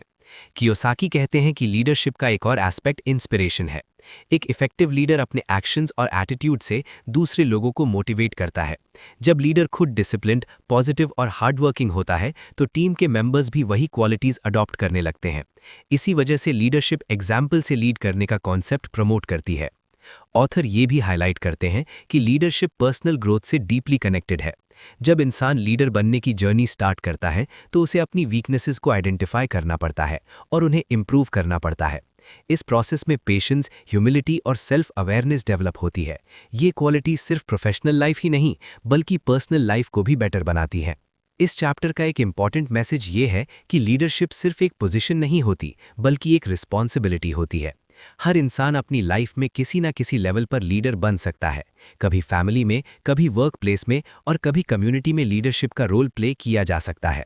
जब इंसान पॉजिटिव इन्फ्लुएंस क्रिएट करता है तो वो नेचुरली लीडरशिप पोजीशन में आ जाता है।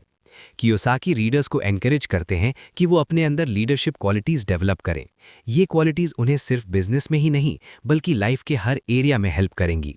लीडरशिप स्किल्स इंसान को कॉन्फिडेंट बनाती हैं और उसे चैलेंजेस का सामना करने के लिए प्रिपेयर करती हैं।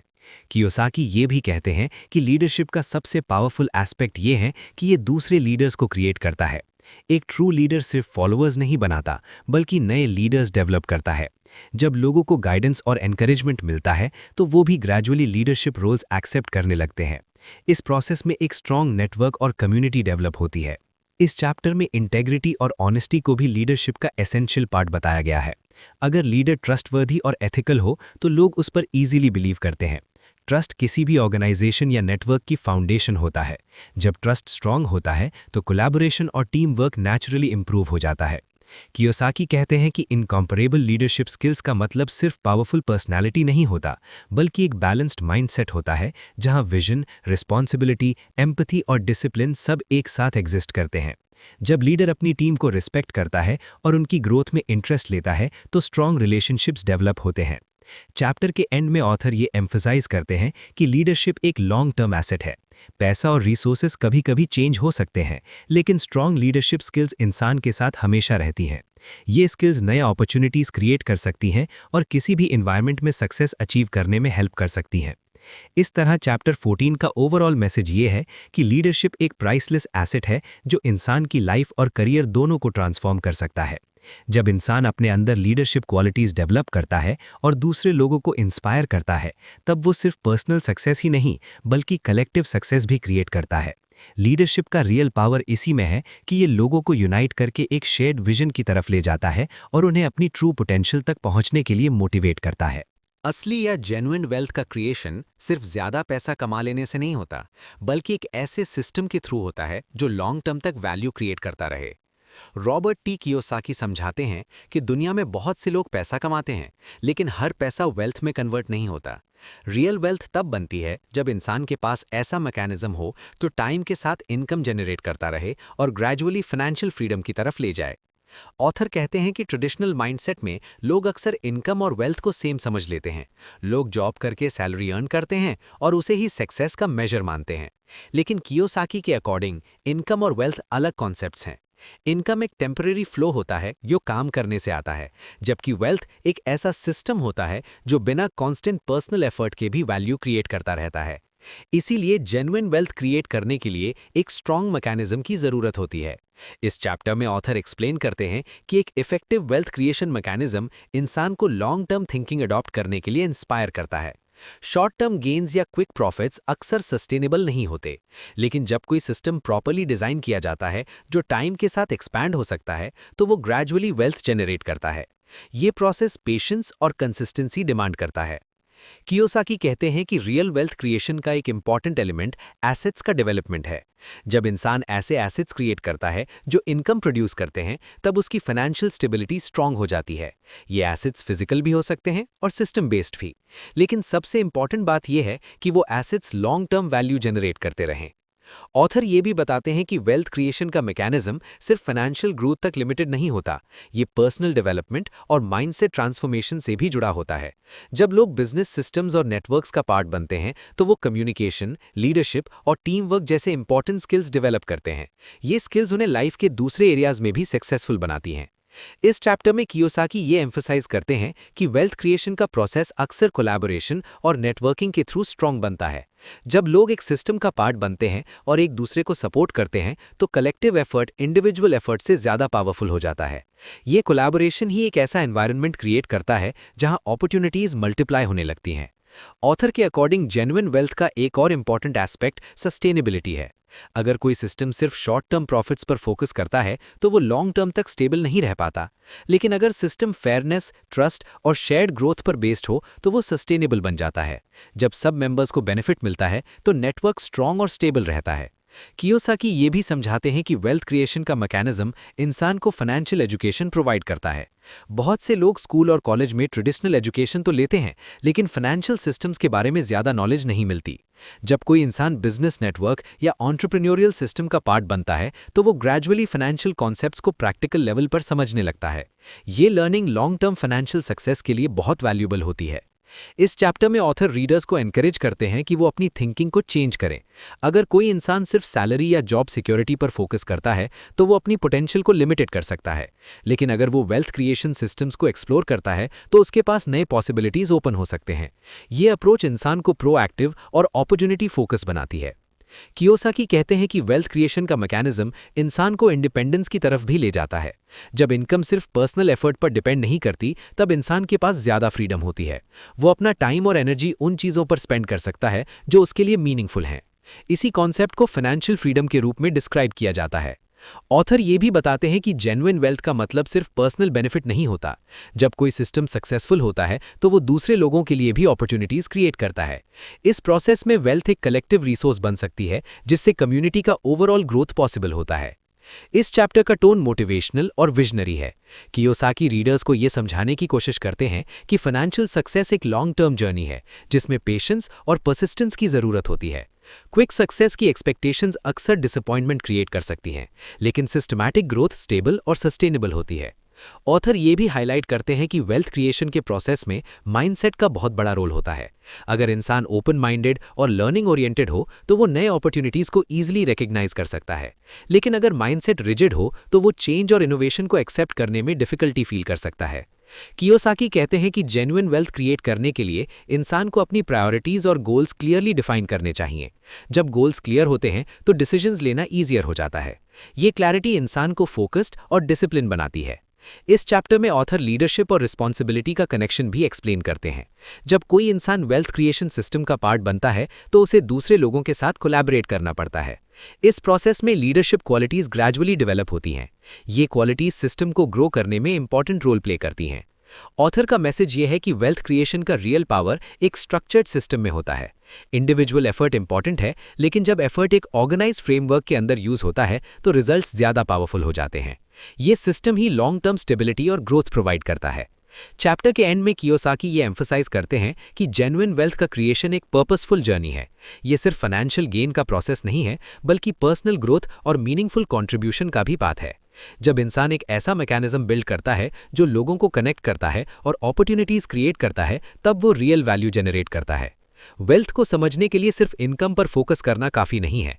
रियल वेल्थ तब क्रिएट होती है जब इंसान एक सस्टेनेबल सिस्टम डेवलप करता है जो टाइम के साथ ग्रो होता रहे और लोगों के लिए अपॉर्चुनिटीज क्रिएट करता रहे। ये मैकेनिज्म फाइनेंशियल सिक्योरिटी के साथ साथ पर्सनल डेवलपमेंट और कलेक्टिव सक्सेस का फाउंडेशन बन सकता है।